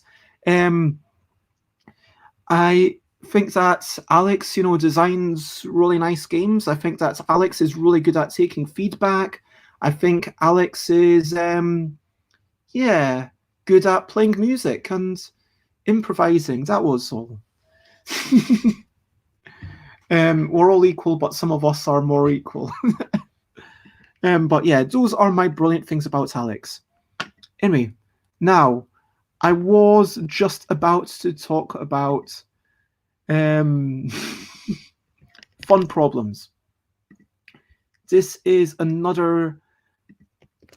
show done by AJ Brandon, I want to say, and that dude with the blue beard, Peter something or other.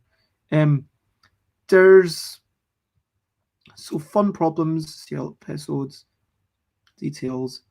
AJ. It doesn't say who did it. They should that Peter who? Peter, the Jelly Bean Games. What I'm friends with them on Facebook. I should know this stuff. Peter something. Peter Hayward. That's the one. Peter Hayward. Yeah.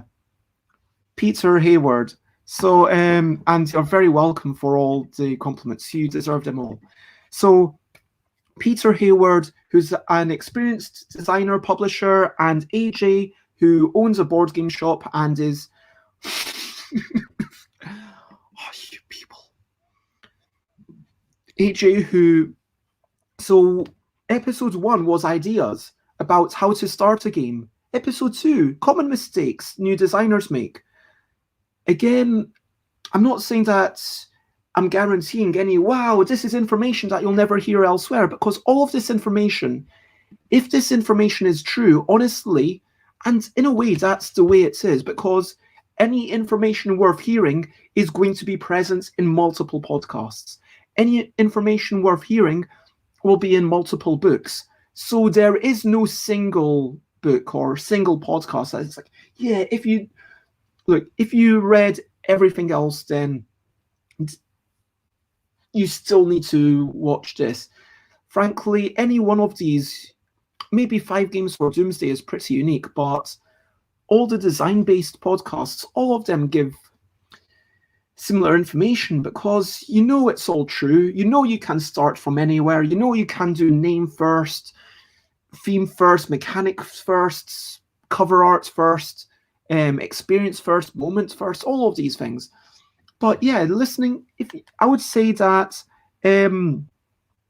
these are long episodes. They seem like there's a nice personality. Peter and AJ both have pleasant personalities. They seem like lovely people. They're willing to admit mistakes. Sorry for my verbal slip up. I'm taking a...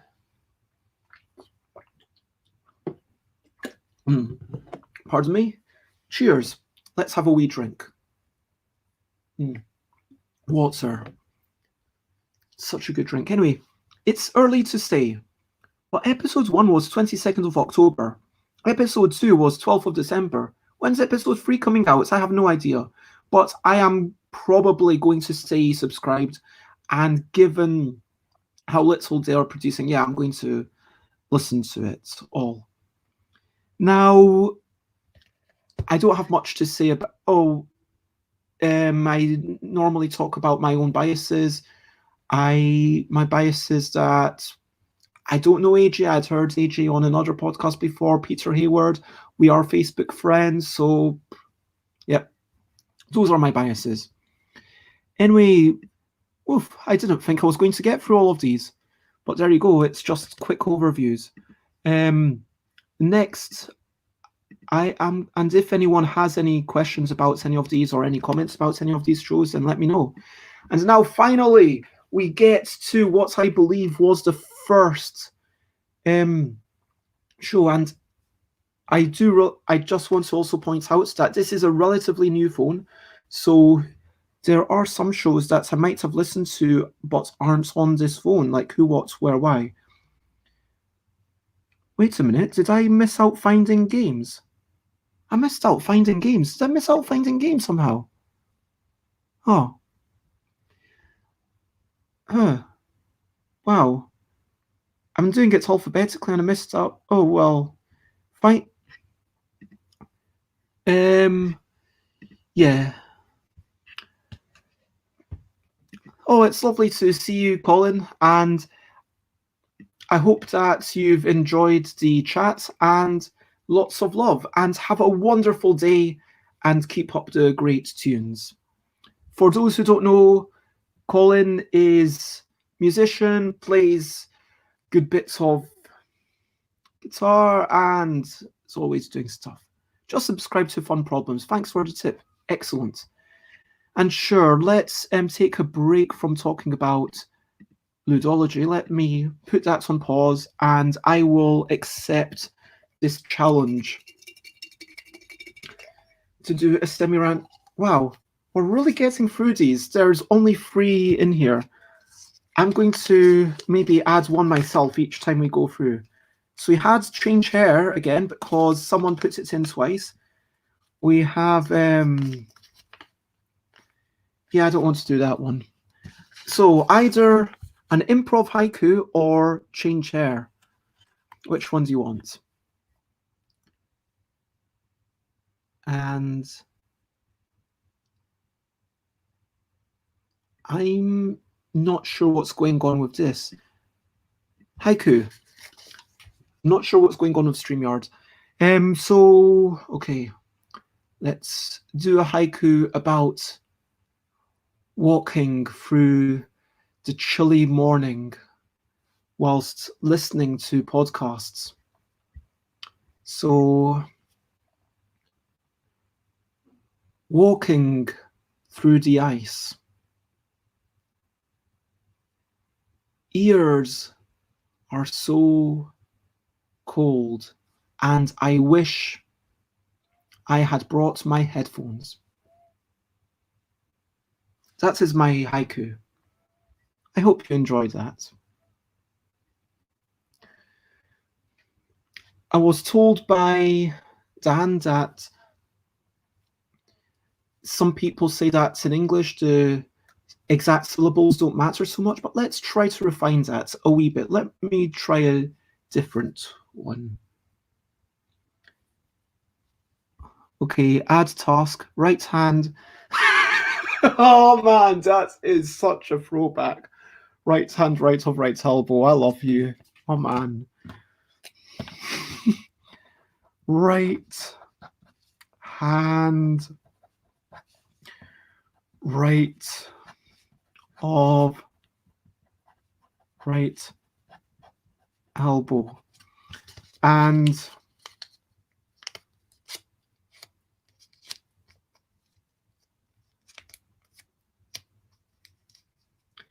yeah.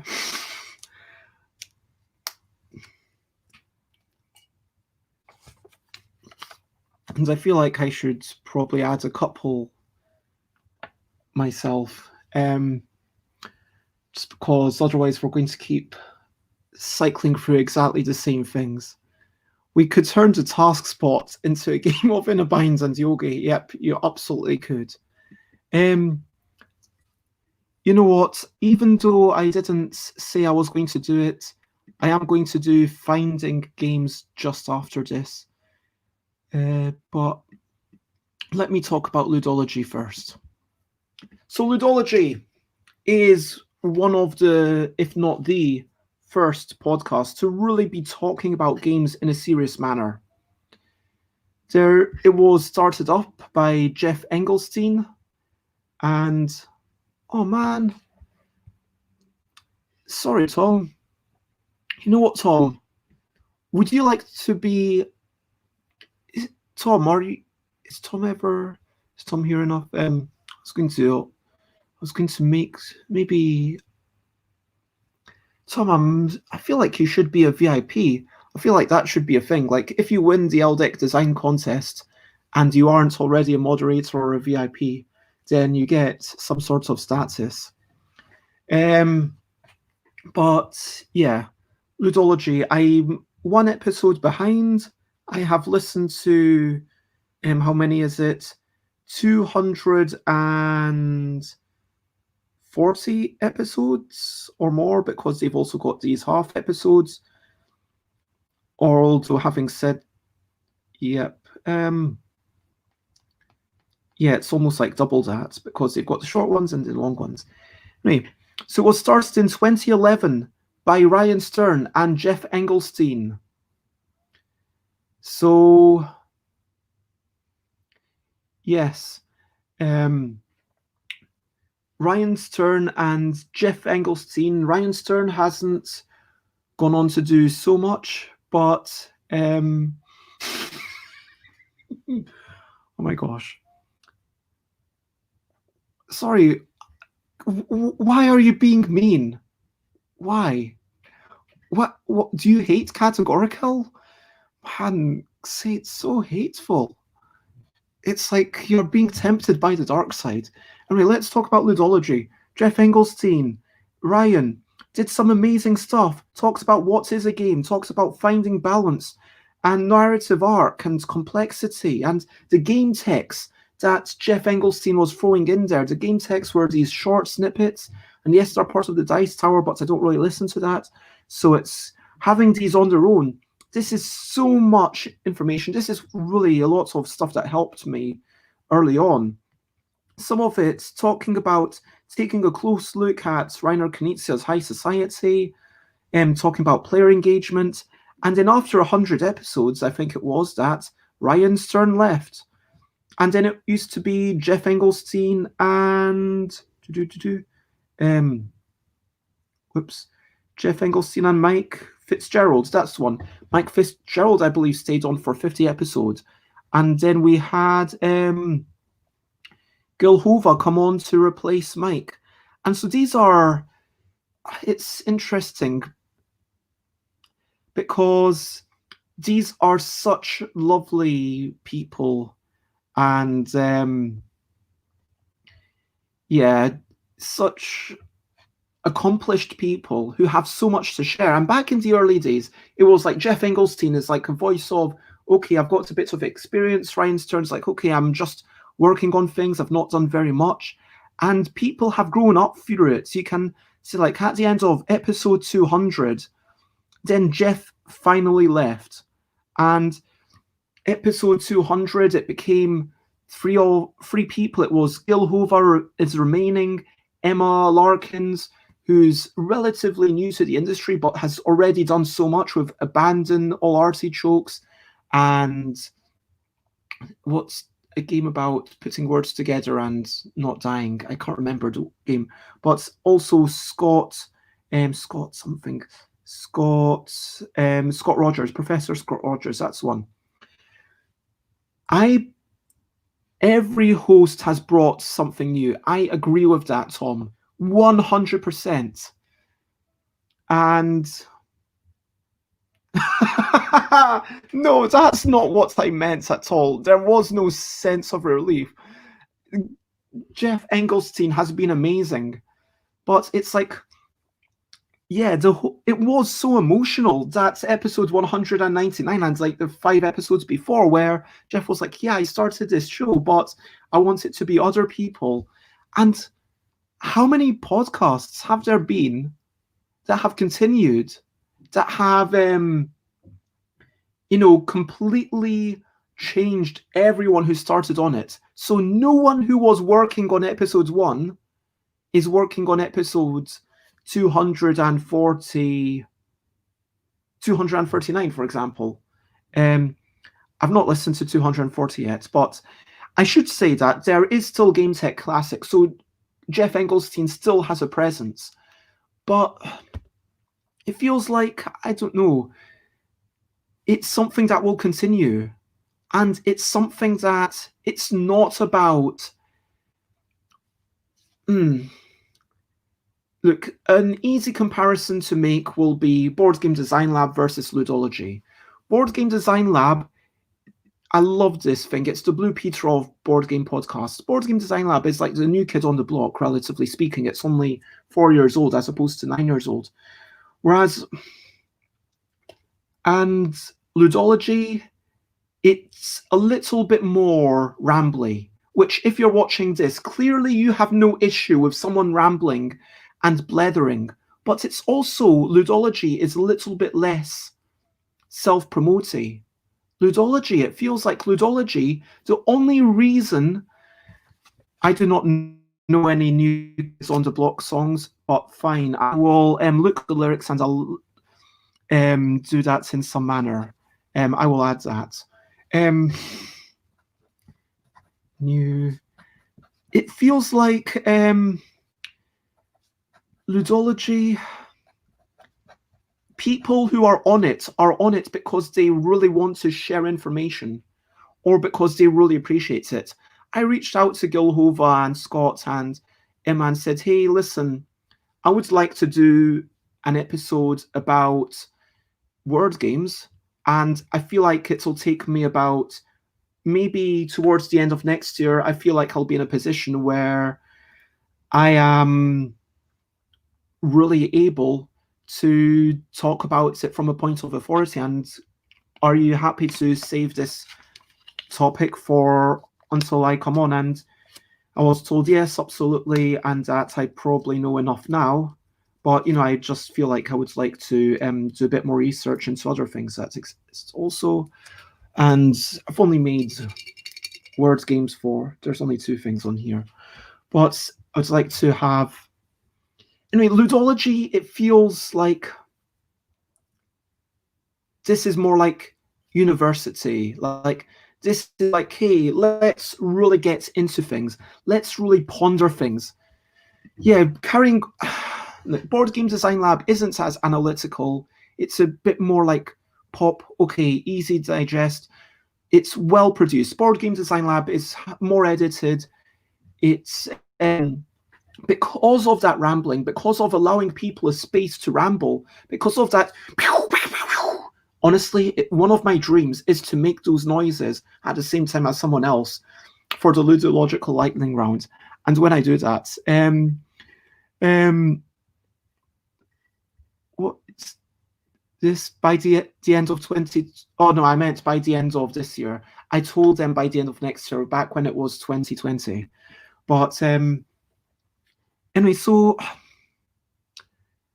I don't know.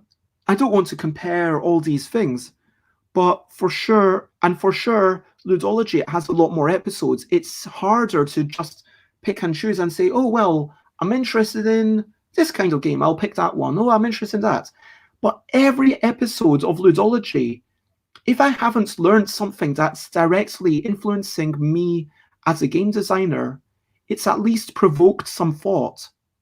It provokes thought. It is thought-provoking. It is literally thought-provoking. Because a simple 10 tips on how to make, like, hey, here's some ways to be a better art director. Sure, that is super useful, but it's not quite as thought-provoking as having a ramble. So I would say Ludology is perfect for people. Oh, and other biases, I will say that I am Facebook friends with everyone who's currently on the show, who's currently presenting the show. And Jeff Engelstein has been lovely. Jeff Engelstein did some proofreading for me when I sent something for Gabe's book, which I really, really appreciated. Jeff Engelstein has been supportive in other ways privately. Gil Hova obviously influenced the entire L deck by Gil Hova's Prolix, now known as Wordsy, being the inspiration for Wibble. And Emma Larkins is, I consider Emma a friend. So I am biased, but I would say that if you're interested in making board games, if you're interested in being a designer, if you're interested in being a game developer, if you're interested in being a publisher, and you enjoy a ramble, listen to the entire show. That's honestly what I would say. Rob says, Ludology is one of the few podcasts I don't have a backlog on. I generally listen to it pretty much immediately when a new episode is released. I can't say that for many podcasts. Yep, Ludology. That's where it's at. Now, let me... I said I was going to go backwards and do the one show that I realized I noticed I had on my phone, but I missed, which is Finding Games. And Finding Games. Sorry about that. So Finding Games. This is done by Needy Cat Games. Needy Cat Games. So they used to be like weekly or fortnightly or monthly, I don't know. May 2019 it started, and 24th May, 12th July, 1st August, 9th September, and then there was a delay from December to July 2020, and then since July it has been kind of fortnightly-ish. And the latest episode hey, wait a minute. I don't think I'm subscribed to this. Like, I've listened to, I think I'm behind a few episodes, but I've listened to enough to kind of give my opinion. I think finding games, breaking into board games are very similar. Finding games is basically how did you get into games and how did you get into the industry. Now, finding games, I would say both are as valid as each other. Breaking into board games has a little game. Finding games doesn't. Finding games is by Sophie Williams and is that correct? Is it Sophie Williams? Yeah, Sophie Williams from Needy Cat Games, who works with I can't remember. Sophie by James Hewitt. That's the one. So Sophie is a wonderful host. I am biased because I have been on this show not too long ago. They said, "Oh, we're doing it again, and do people want to come on?" If you are interested in learning about the people in the industry, this is again a great show for you. I would say that finding games and breaking into board games, both of them are great for learning about people in the industry. Same at 5 games for Doomsday, frankly, but this is more of, oh, how did you get into it? And you can sort of start to draw parallels. Like everyone starts with those big games like Monopoly and Risk, pretty much. And yeah, we've got Calvin Wong Saloon, we've got Mike Bilsole and Grace Kendall, who I'm biased about, lovely people, stayed in my house on my couch for a bit, and Mike helped me at UK Games Expo one year. We've got people from different publishers.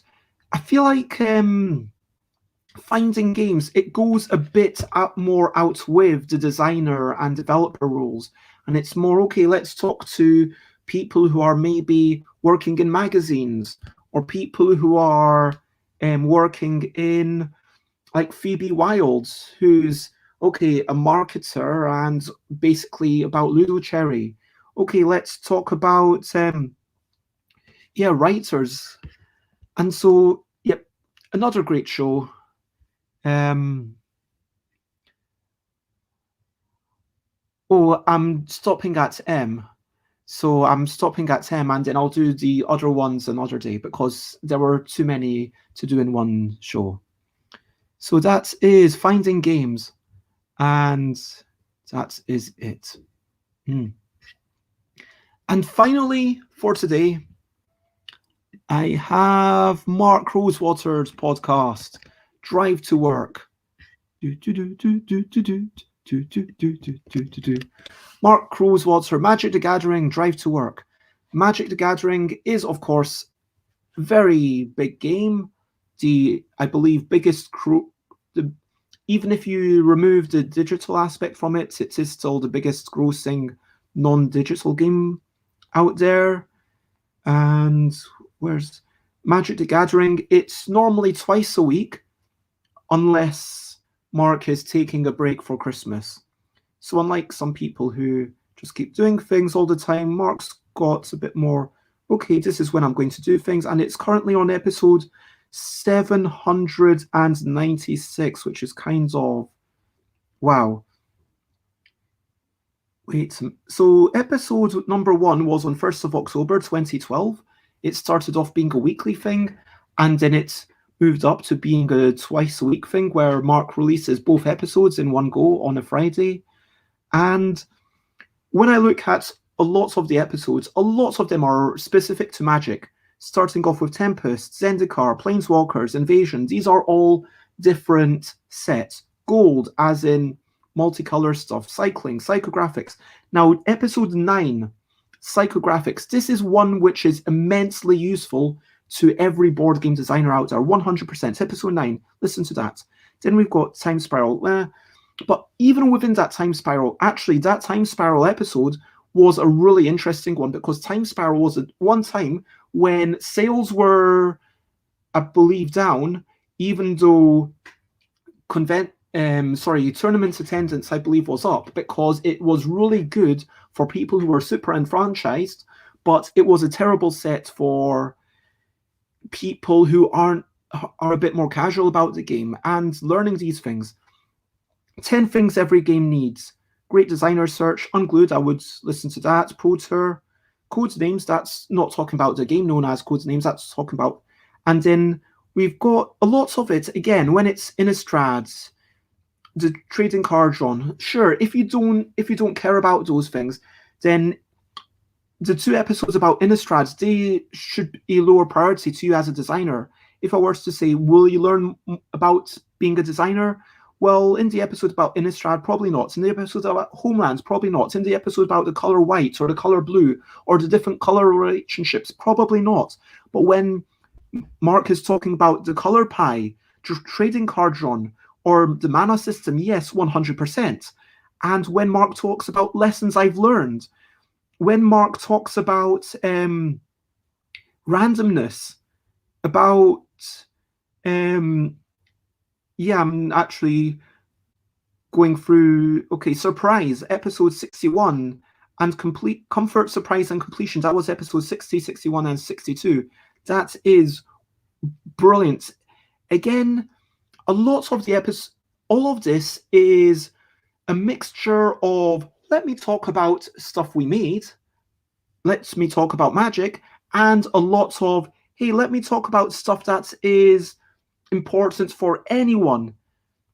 66, development. 67, creative. 68, piggybacking. Piggybacking, such a valuable concept for everyone. I'm going to say that if it were not for Mark Rosewater, I would not be where I am right now. Honestly, yeah, Mark Rosewater has done so much writing, talking about the value of randomness, making me appreciate other people's perspectives, making me better at playtesting. And even though okay, sure, Mark has given me personal replies to 2 things that I wrote, and one of them I was basically fishing for encouragement, and Mark was very nice and gave me some encouragement. And when I say personal replies, I mean replied in a public setting on Blogatog, where Mark just but yeah, Mark reaches so many people, and I would absolutely advocate, if you are interested at all in design, frankly, play Magic at least once, kind of understand it, because it's out there. But then listen to the things like 138 playtesting, 146 restraint, red flagging. Red flagging, that's is such a valuable concept, where 144 red flagging, where we're talking about having things that are too complex or shouldn't be in the game for various reasons. I mean, you can probably go through it, and if you understand, okay, these things are specifics to... Also, Mark does a really good job, a brilliant bang-up job of, in the first minute of the show, literally, he says, okay, I'm pulling out of my driveway. You all know what that means. It's time for another drive to work. Okay, in today's show, I'm going to be talking about blah, blah, blah, blah, blah. And then Mark lays it all out. So you will know straight off whether it's useful for you or whether it's not. And honestly, Mark, I admire Mark as a content producer, as a media person, but yes, also as a designer. Mark has been working on the game for more than 20 years. And percentage, are you asking what percentage is useful to designers? I mean, at a guess, I would say that, let me actually look at the last 25. Is that what you meant by percentage? Like looking at the last 50 episodes, also this year's been really weird, because normally it's literally when Mark is driving to work. Oh, wait. Whereas in 2020, it's, I'm not pulling out of my driveway. You all know that means it's time for another drive to work, coronavirus edition. And Mark is basically just talking to people. And so does a lot of interviews. And so let me look at actually episodes. Let me go back to 700 down to 650. And if we look at 650 watts, okay, War of the Spark, that's Magic specific. other lessons. Okay, yeah, Modern Horizons, innovation products, that's kind of borderline. That's, again, listening to this gives you food for thought. Power level, that's super important. Milling, borderline. Lessons learned, yes. Banned and restricted, maybe. Lessons learned, other people's lessons. Diversity in game design, math in magic. Yep, things not going according to plan.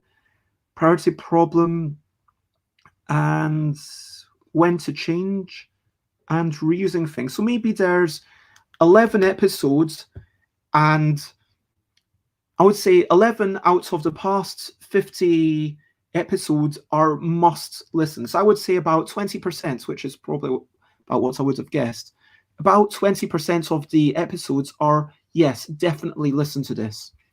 But yeah, good question, accidentally. So there we go.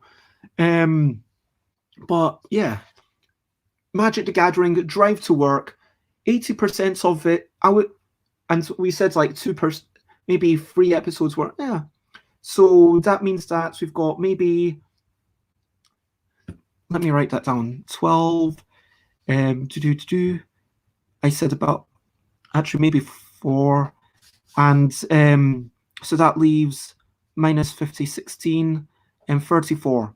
So about 68% of it is so magic focused that I would say, okay, you don't need to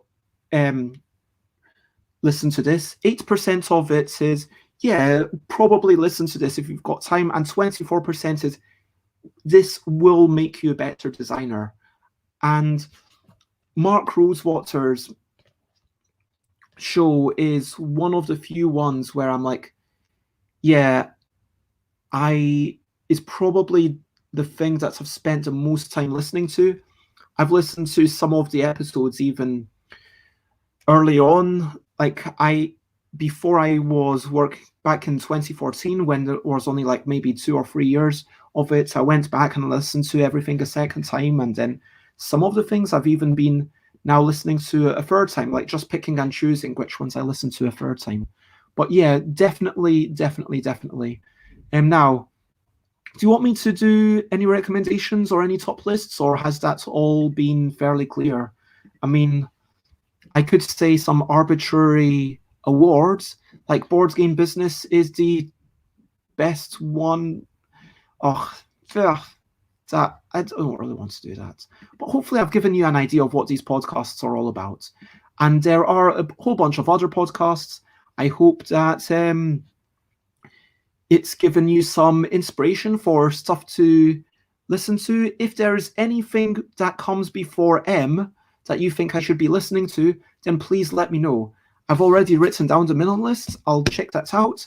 And yep, I would recommend all of these to all the people that I mentioned.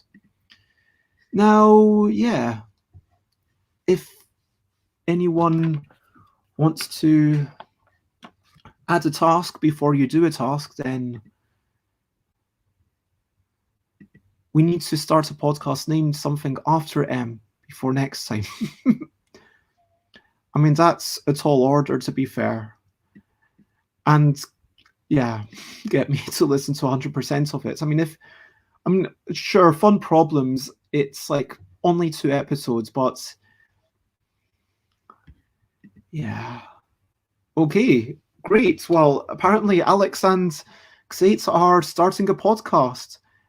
Sure, call it the Will We Cook for Board Games, like with a question mark. And it's like, okay, one of you will cook. Will the other one cook for board games? Maybe it could be something about that. Or maybe it could be about the intersection between cooking and board games. I don't know. You two work something out, and sure. No.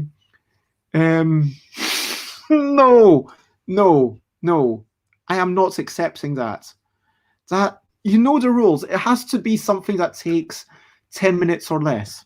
So I am not refunding you your points. It has to be things that take 10 minutes or less. That's not to... I could tell other people, I could give an idea for a podcast. I will, if you want to tweak that thing, then I will write down something like give someone an idea for a podcast, but I'm not starting a podcast. No, a 9-minute podcast would still take me more than 9 minutes to do. You know how this works. There's like the uploading it, there's the recording it, there's putting it up somewhere. Anyway.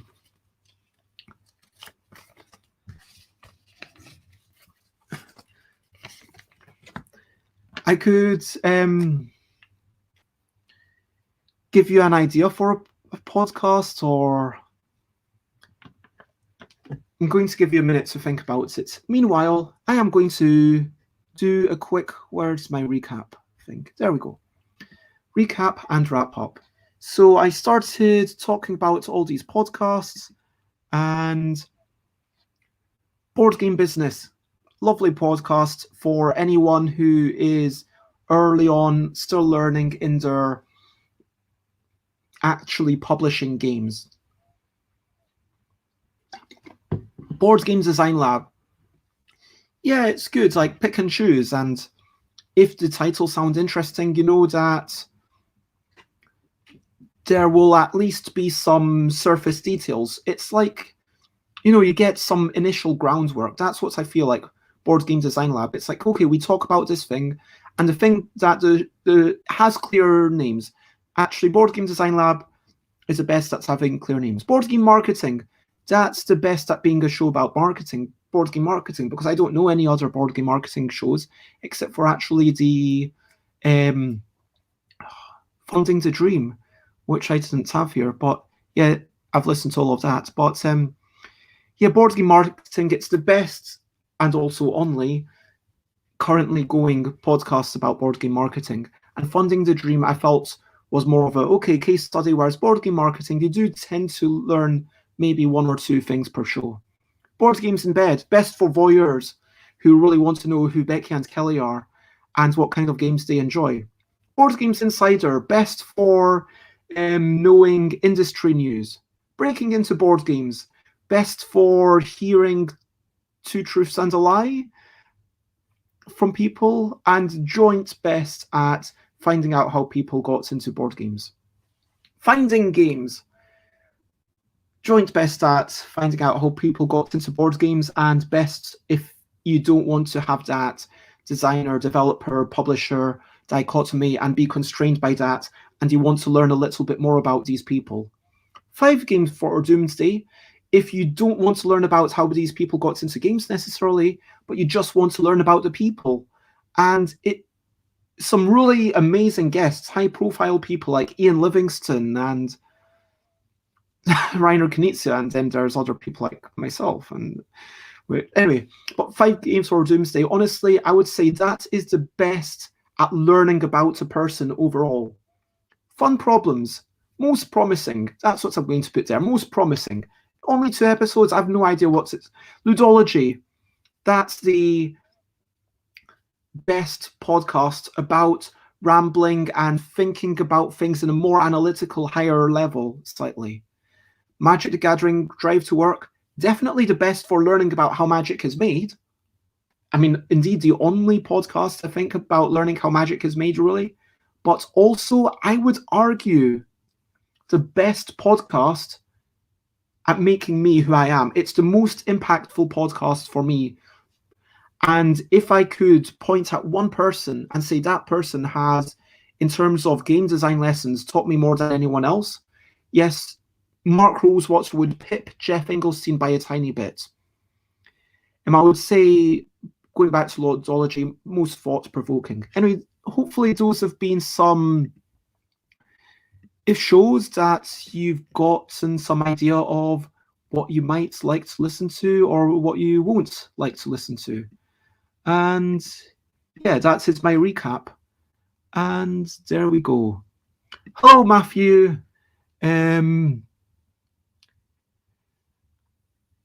That is totally fine. So crafty, so. Alex, I should be preparing my Excel spreadsheet in order to do my tax return, but I am enjoying Bez's stream so much. Oh, that's lovely. Thank you very much. Where are you based, by the way, out of curiosity? What time is it over there? Alex suggests I would already be broadcasting. Okay, sure, a random podcast idea. Yeah, if it's part of this, that's not a podcast. That's like within this. That okay. Ran podcasts. Give a podcast idea. Okay, and there we go. Have I talked about 99% Invisible? No, I haven't, Matthew. 99% Invisible is a great show, and I'm going to write that down to remind myself to start listening to it again. But I've just talked about the ones that I mentioned. Oh, So Crafty So is also... Wait, who... Is Are you someone that I know? And lots of love to you as well. 99% Invisible, great show. And yeah, I've been focusing mainly on the board game podcasts today. But yeah. Now that is, again, feel free to give me any recommendations for any shows that haven't been talked about, that come before the letter M, because anything after that letter M I will talk about later on. And I will just type again one last time. Board Game Design Roundtable. Oh my god, that is such a good show. Oh, good shout. Because I changed my phone a few months ago. When I say a few months, I mean like 9 months ago. Board Game Design Roundtable. But I've listened to like 99% of that Design Roundtable, and that is magnificent. I love Rob Davio, like listening to the way Rob speaks. That's amazing. Finding games. So find Eastward a list of Beyond Solitaire. Oh, I like that. I feel like I should know the name of that person. That's a quality show. I've not listened to all of it. Board Game University. Oh, I don't know this one. I'll definitely check this out. I'm just going to write BG University. But hey, can I just acknowledge that all the podcasts put board and game as two separate words? Is that how every... Wait a minute. Is this a real... That sounds... Is that a real show? That's Eggplant. Secret Lives of Games. Secret Lives of Games. Thank you for the recommendation. So, I've got some recommendations from Matthew Dunstan. I mean, I did actually believe you. Oh, Immersed. Immersed is so good. Oh, I love that one. But it's it's like not hardly any episodes. Did they stop? Are they still going? And BG art. Yep. Anything that I missed? I don't think. So Crafty So says they only got into board games very recently, and just do all the podcasts Bez missed until that's Matt's topic for the next stream. Okay, fair enough. No, thank you for all the recommendations. I am going to check them out. And so next episode, I'm going to maybe talk about more podcasts, and then maybe the week after that, I'll have listened to more. Or maybe I'll talk about some of the comics I'm giving away or some board game books. Yeah, 100%. Done by the Cardboard Edison people. Lovely folk. Chris and Suzanne Zinsley? I'm not sure how I pronounce that. But anyway, unless anyone wants to... If you want to do ! Do task before I put everything back in, then you can. Otherwise, I'm going to say stuffwithbez.com is where you can find me, stuffwithbez.bitcard.com to buy some stuff, twitter.com/stuffwithbez if you want to see my tweets, instagram.com/stuffwithbez for more regular pictures, twitch.tv/stuffwithbez. I stream every day. I will be streaming at 8 a.m. UK time, 10 a.m. UK time. Matthew, I want to talk to you about that quickly. maybe not so publicly, but youtube.com/SufferBez is the old episodes, and SufferBez.com/Discord is where you go if you aren't part of the Discord yet. And please, if you are not part of the Discord yet, then please join in. And next Saturday, we are having some games and designers showing things off, and it should be lots of fun. Fingers crossed. Okay, maybe I'll hit you up on Skype just after this, if that's cool. And to round us off, we've got Alex, who says, do a task. I don't know why I was shaking it, given that I knew that there's 3 things in here. And, okay. Okay, you know what? I will allow you to, and that should say song after that. I will allow you to pick any of these 3 things. And so either you can get me to sing a New Kids on the Block song, which I will be basically just singing the lyrics and not knowing what melody they go to, because I'm not sure I've ever heard any of the New Kids on the Block songs.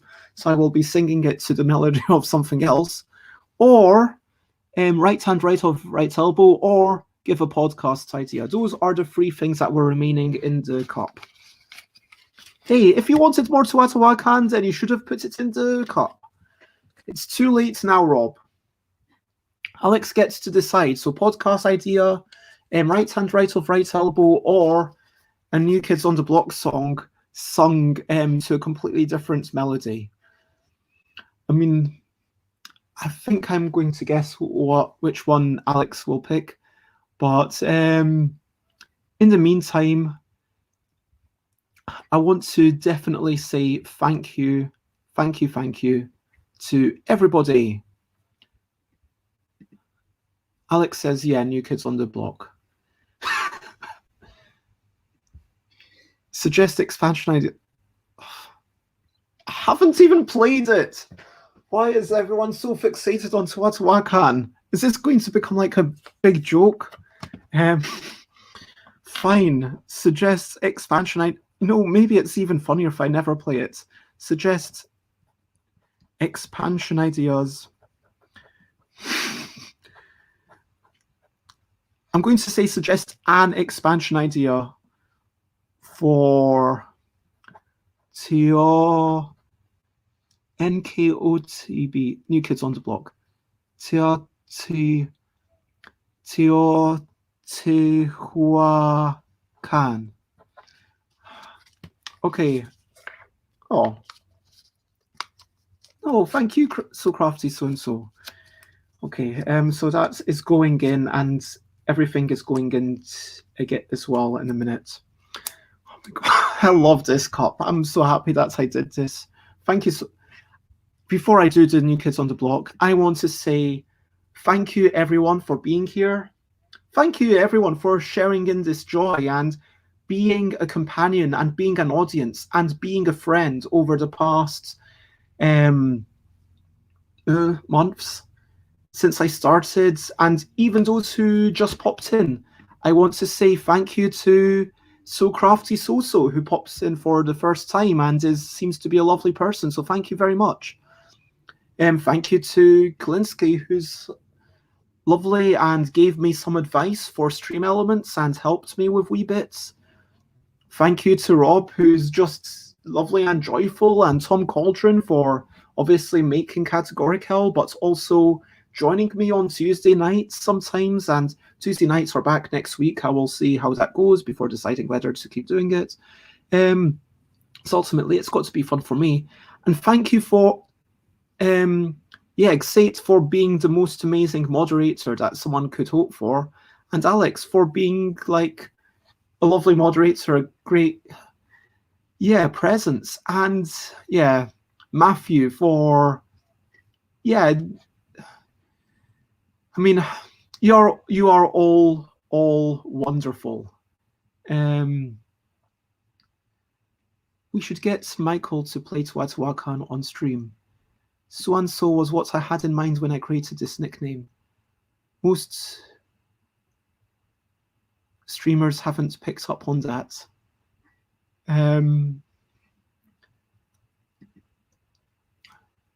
Matthew, yeah. Oh, shucks. I resent the fact that you are wonderful, say genuinely so much love. And I resent the fact that I'm joyful, says Rob. I am a grumpy old man. No, you're not. Oh, these are such wonderful. This is where there's so much coming in that I wish I could just have one of those things where it has like the little lines. The only bad thing about the lines is that if something gets moderated, then a naughty word might go into my screen. Whereas, yeah, I'm going to pop all of these up, and yeah, Rob is delightful, 100%. But Ron, who's Ron? Or do you mean Rob? Oh, do you mean in Marrakesh, Rob gets grumpy by putting carpets over his... Oh, damn that, Ron. Okay. Yeah, we knew you meant Rob, okay. And lots of love to you all. Thank you, everyone. Old, new, just thank you for joining me on this thing. And sorry, the game cupboard, I didn't get to you. Ben and Kelly, no, it's not Kelly, is it Kelly? Kelly Lee? Oh, man, darn. I'm sorry, I'm so terrible at names, but thank you so much. And oh, Elaine was here earlier, and do run. Okay, so yeah, thank you everyone. You are wonderful. Now, whilst I am Kelly Lee, oh, I was right. Boom. I'm really happy about that. Oh man, someone's been cooking a fish pie, and so whilst I look up the New Kids on the Block, New Kids on the Block lyrics, people can tell me about what they've been up to, or the way. I don't know this song. Okay, let me try and sing this. Me and you, yeah, I know it's true, and girl, so do you. So why don't you do what you got to do? Just go on and break his heart. We both know you want to start something new. You remember what you told me that night, that if you could ever hold me, you might mess around and change your whole life. Said you never felt love so right, and you know you want to let me inside. Bet you wonder what it would be like. He don't know you the way I do. He don't touch you the way I would. He don't the way I could. He don't love you the way you should be loved, my love. The way you should be loved. You're so fine. You know, it seems very needy and possessive so far. Like, that's what I'm getting from this. It's like, how do you know what the other person does? How do you know how good the other person loves the person you're singing to? How have you been spying on them? Have you been watching? He don't touch you the way I would. How do you know? I mean, unless the person you're singing to has been complaining about, like, are you getting all this information from? It seems a bit possessive, honestly. Anyway, carrying on. You're so fine, and we should be together, baby, it's time. 'Cause to follow your own heart's not a crime. And you know that we both know that you want to let him go and be mine. Oh, baby, you remember what you told me that night, that if you could ever hold me, you might mess around and change your whole life. Said you never felt love so right, and you know you want to let me inside. Bet you wonder what it would be like. I mean, honestly, like, it kind of verges on crude at this point.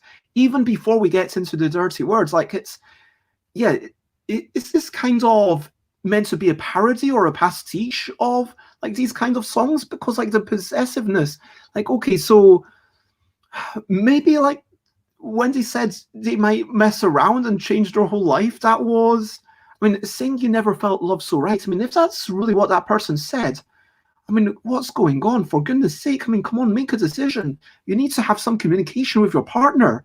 Don't be saying, okay, this feels so right. But let your partner know what they're doing wrong. For goodness sake, get some more. Oh, dude, oh, man, this is problematic. Anyway, let's carry on. So, he don't know you the way I do. He don't touch you the way I do. Would the way I do. He don't you the way I could. He don't love you the way you should be loved, my love. The way you should be loved, baby, baby now. And then it seems to devolve a bit about into just repeating everything. La la la la la la. No wait, sorry. La la la la la. La la la la. Let me love you the way you should be loved. Let me love you the way you should be loved. La la la la la la la. La la la la. Let me love you the way you should be loved. Let me love you the way you should be loved. He don't know you the way I do. He don't touch you the way I would. He don't love you.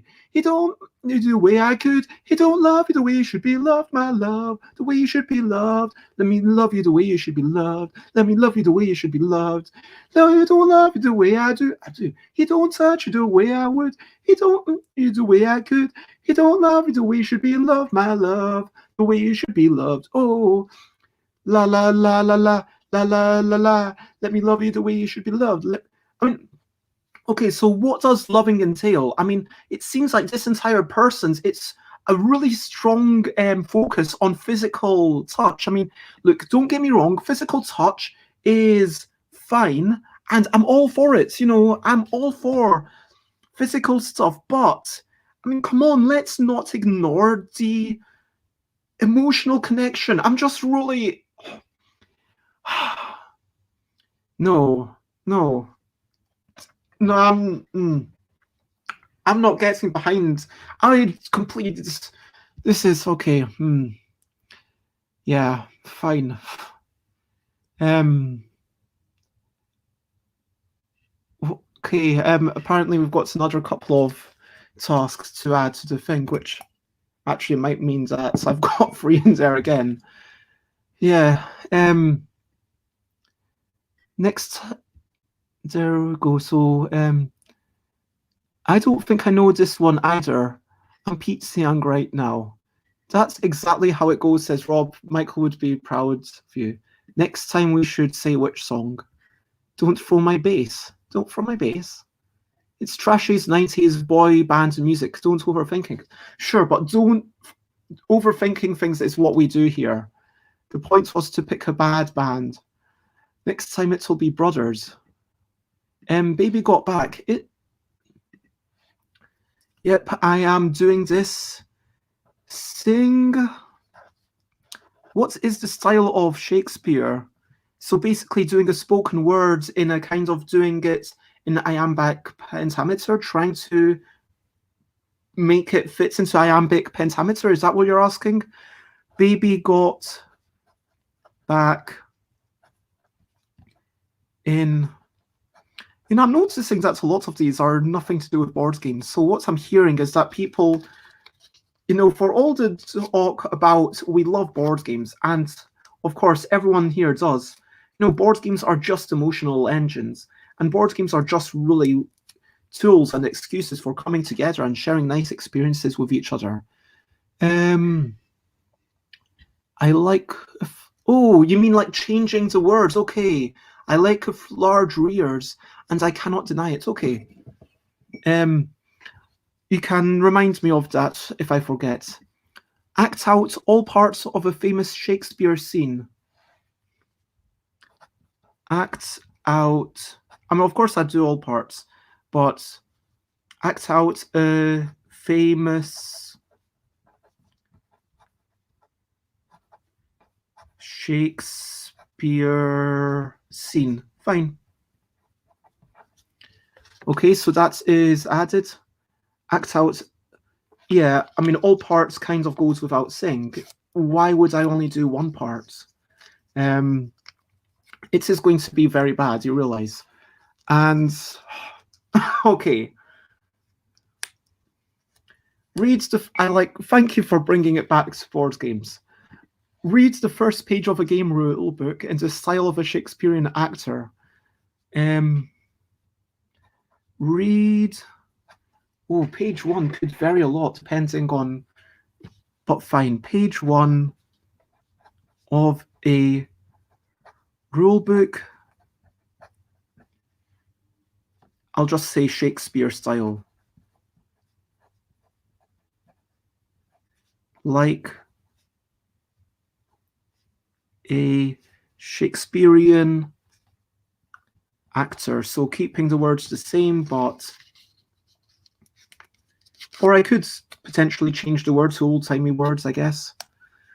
And, yep. If anyone has any more things before I wrap up. So, yep. I was asking you, over to you. What are you up to? You can share anything you want to. So, everybody, tell me, what are you looking forward to? Is there anything you want to share, something you're looking forward to, hopes, ambitions? You can share anything, whether it's exciting, trivial, important, or just a wee fun, frippery, fantastic thing. So, yeah, personally, I'm going to chat to Matthew Dunstan. I am going to have an afternoon walk. I'm going to check on some work from Chris. I'm going to maybe brush my teeth because I forgot to brush my teeth this morning. I am going to go to the loo because I'm starting to... but that's maybe too much information. I'll have breakfast at some point. No idea what I'll have. Maybe I'll have oatcakes. Maybe I'll have some cheese. Oh, maybe I'll have both. Maybe I'll have cheese and oatcakes. I'll have a walk, and I've made I was going to say a date, but I've made a plan with my dad to do some exercise together after I get back from my walk outside, because I'm not expecting the exercise to be that strenuous for myself, but it will be interesting to get together. And yeah, maybe we will play something which, say, you weren't here earlier, but I was talking about how for my family there was so much in the crew that they just did not understand. The concept of a cooperative game was weird. The concept of a trick-taking game was weird. The concept of, mission, and there was so much that they just couldn't get a hold of. So, let me see, what have I missed? We've hold a eulogy for a board game. Okay. Hold that's an interesting one. For a board game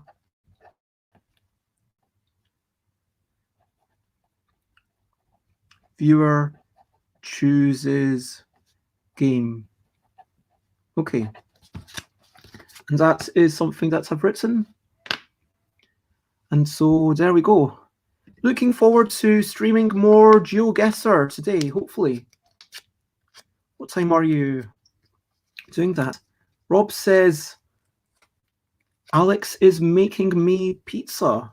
If he doesn't mess up the base. Oh, it will be cold, says Alex. Rob is making a pheasant soup. Seriously? Wow, that sounds incredibly fancy. And talking about pizza, the base is so important. And hello, Runa, it is lovely to see you. I have at least 3 more game concepts to come up with. Not sure if I have a game day today. Judith said, see you in January. It is technically barely January. Reach out to Judith. Send a message. You know, it's fine to, if you are unclear, it's always fine, I think, to reach out to someone and try to gain clarification. And where's this? There's apparently a thread of Alex's games ideas somewhere. And yeah, so... Oh, Judith hasn't got a mobile phone, doesn't have the internet. We make in real plans in real life. Oh, that's the way it says, old-fashioned. Man, wow, there's so many things here. 1, 2, 3, 4, 5. I guess I might not be filling it up again for a wee bit. And Runa, I am just about to finish up. I have already done the recap. I've already been tasked with doing a terrible song. And if anyone... Yeah, I'm not going to do any more tasks now. I do actually need to go for reasons. But yes, Alex is doing a list of game ideas on Twitter. Lots of fun. That does sound Good, okay. I will have to check that out. Let me go onto Twitch and see who is streaming right now. Oh, we've got Dude Kalinsky, who just popped in, who is playing music. You know what? Yeah, let's go over and check out the dude. So we could go to Dude Kalinsky. We could go to Harley Hutchinson, or Erin Shea or Aleski. Let's go to Dude Kalinsky because there are not so many folk there, and so it'll be nice to do that. Let me type in raid. It's Kalinsky, and so that is going to be some tunes you can do put in a song request, and it's lots of fun. Other people put in a song request. Whoops. Let me pause that. Sorry about that echo. And for my next streams, look at my stuffbybez.com/streams, although I hear that it might not have updated from my computer due to mobile to Wi-Fi issues. But basically tomorrow I am meeting Timea Farkas. We're going to be talking about music and games. We're going to be talking about immersion. It's going to be quite in depth. Tuesday, I'm going to be meeting Rita Model. Rita being the designer of Men at Work. Tabletop Tuesdays at 8 on Tuesday. I am going to be doing probably this, unless Wednesday, I'm going to be doing a bit more of reading, public reading of the Warlock of Firetop Mountain. 7th, Thursday, I will be discussing collaboration in marketing with Dina. Friday is always Friendly Friday Forum. I encourage everyone to be jumping in and joining in. So yeah, for the next 4 days, there's no more chaotic shenanigans for 4 days potentially. I mean, maybe at the end, you can have a tiny bit of chaotic shenanigans, maybe like, I don't know, but like, please don't do it for the Monday, Tuesday, Wednesday, or Thursday. Saturday the 9th is Bez and Friends game day, so streaming from 10 a.m, having a wee break at 11, coming back at 12, and carrying on until maybe 7 or something. I'm excited to have Eric Slausen. Monstrosity is one of the most exciting games that I've seen, possibly the most exciting game of 2020, I was going to say, but then I thought of the crew. The crew's pretty cool, but I'll still go with Monstrosity. You know what? I think Monstrosity, honestly, deserves, it's like Spiel des Jahres material. It's like that good. Not Kennerspiel, but, Spiel des Jahres. It's, a party game. It brings to mind topics of being in a lineup. It's a game all about communication. It's really, really well designed. It goes together perfectly. We've got Alan Paul, who obviously I love. I have Alan every couple of weeks, and Alan's going to be showing off March of Progress. We're going to have the wonderful, I'm just going to say it out loud and reveal, Alex and Xate, Bidabel and Invisibel. One of them is going to win the contest. I am leaning heavily in I'm leaning heavily in one direction currently, but what other games are there? I feel like I'm missing someone. 2L games. This game from me. Scora from Rory Muldoon. Scora, I helped playtest that. I loved it when I playtested it. I was like, this is a really fabulous game, and also it looks gorgeous. So yeah, on the stream, it's going to be slightly tweaked from last time, but fairly similar. You'll be able to pop into the Discord to play stuff, or you can watch on stream. On stream, there will be 2 of the games that you can play along with. A couple of the games, if people want to jump in on camera and play on stream, then let me know in advance, and that could be arranged. But in the Discord, there will be the designers for a lot of the day. And then, of course, next Sunday, I'll be reviewing more things. But yeah, thank you very much. Feel free to, please do, when I say feel free to, please do spread the word. And, Alex's base split. I will explain, but So Michael said he'd played a crew with me and that we are friends, legally binding. That sounds awesome. And so feel free to share, spread the word. At this point, yeah, it is next year.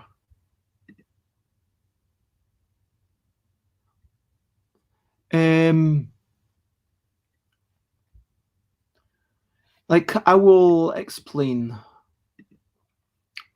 It'll all work out well. But yeah, I am going to suggest we raid. If you are watching this after the fact, I will recommend, there's other people on Twitch, obviously Matthew Dunstan, and if you're watching this live, then I am recommending specifically it's Klinsky. And finally, there is only one thing left to say, and that thing left to say is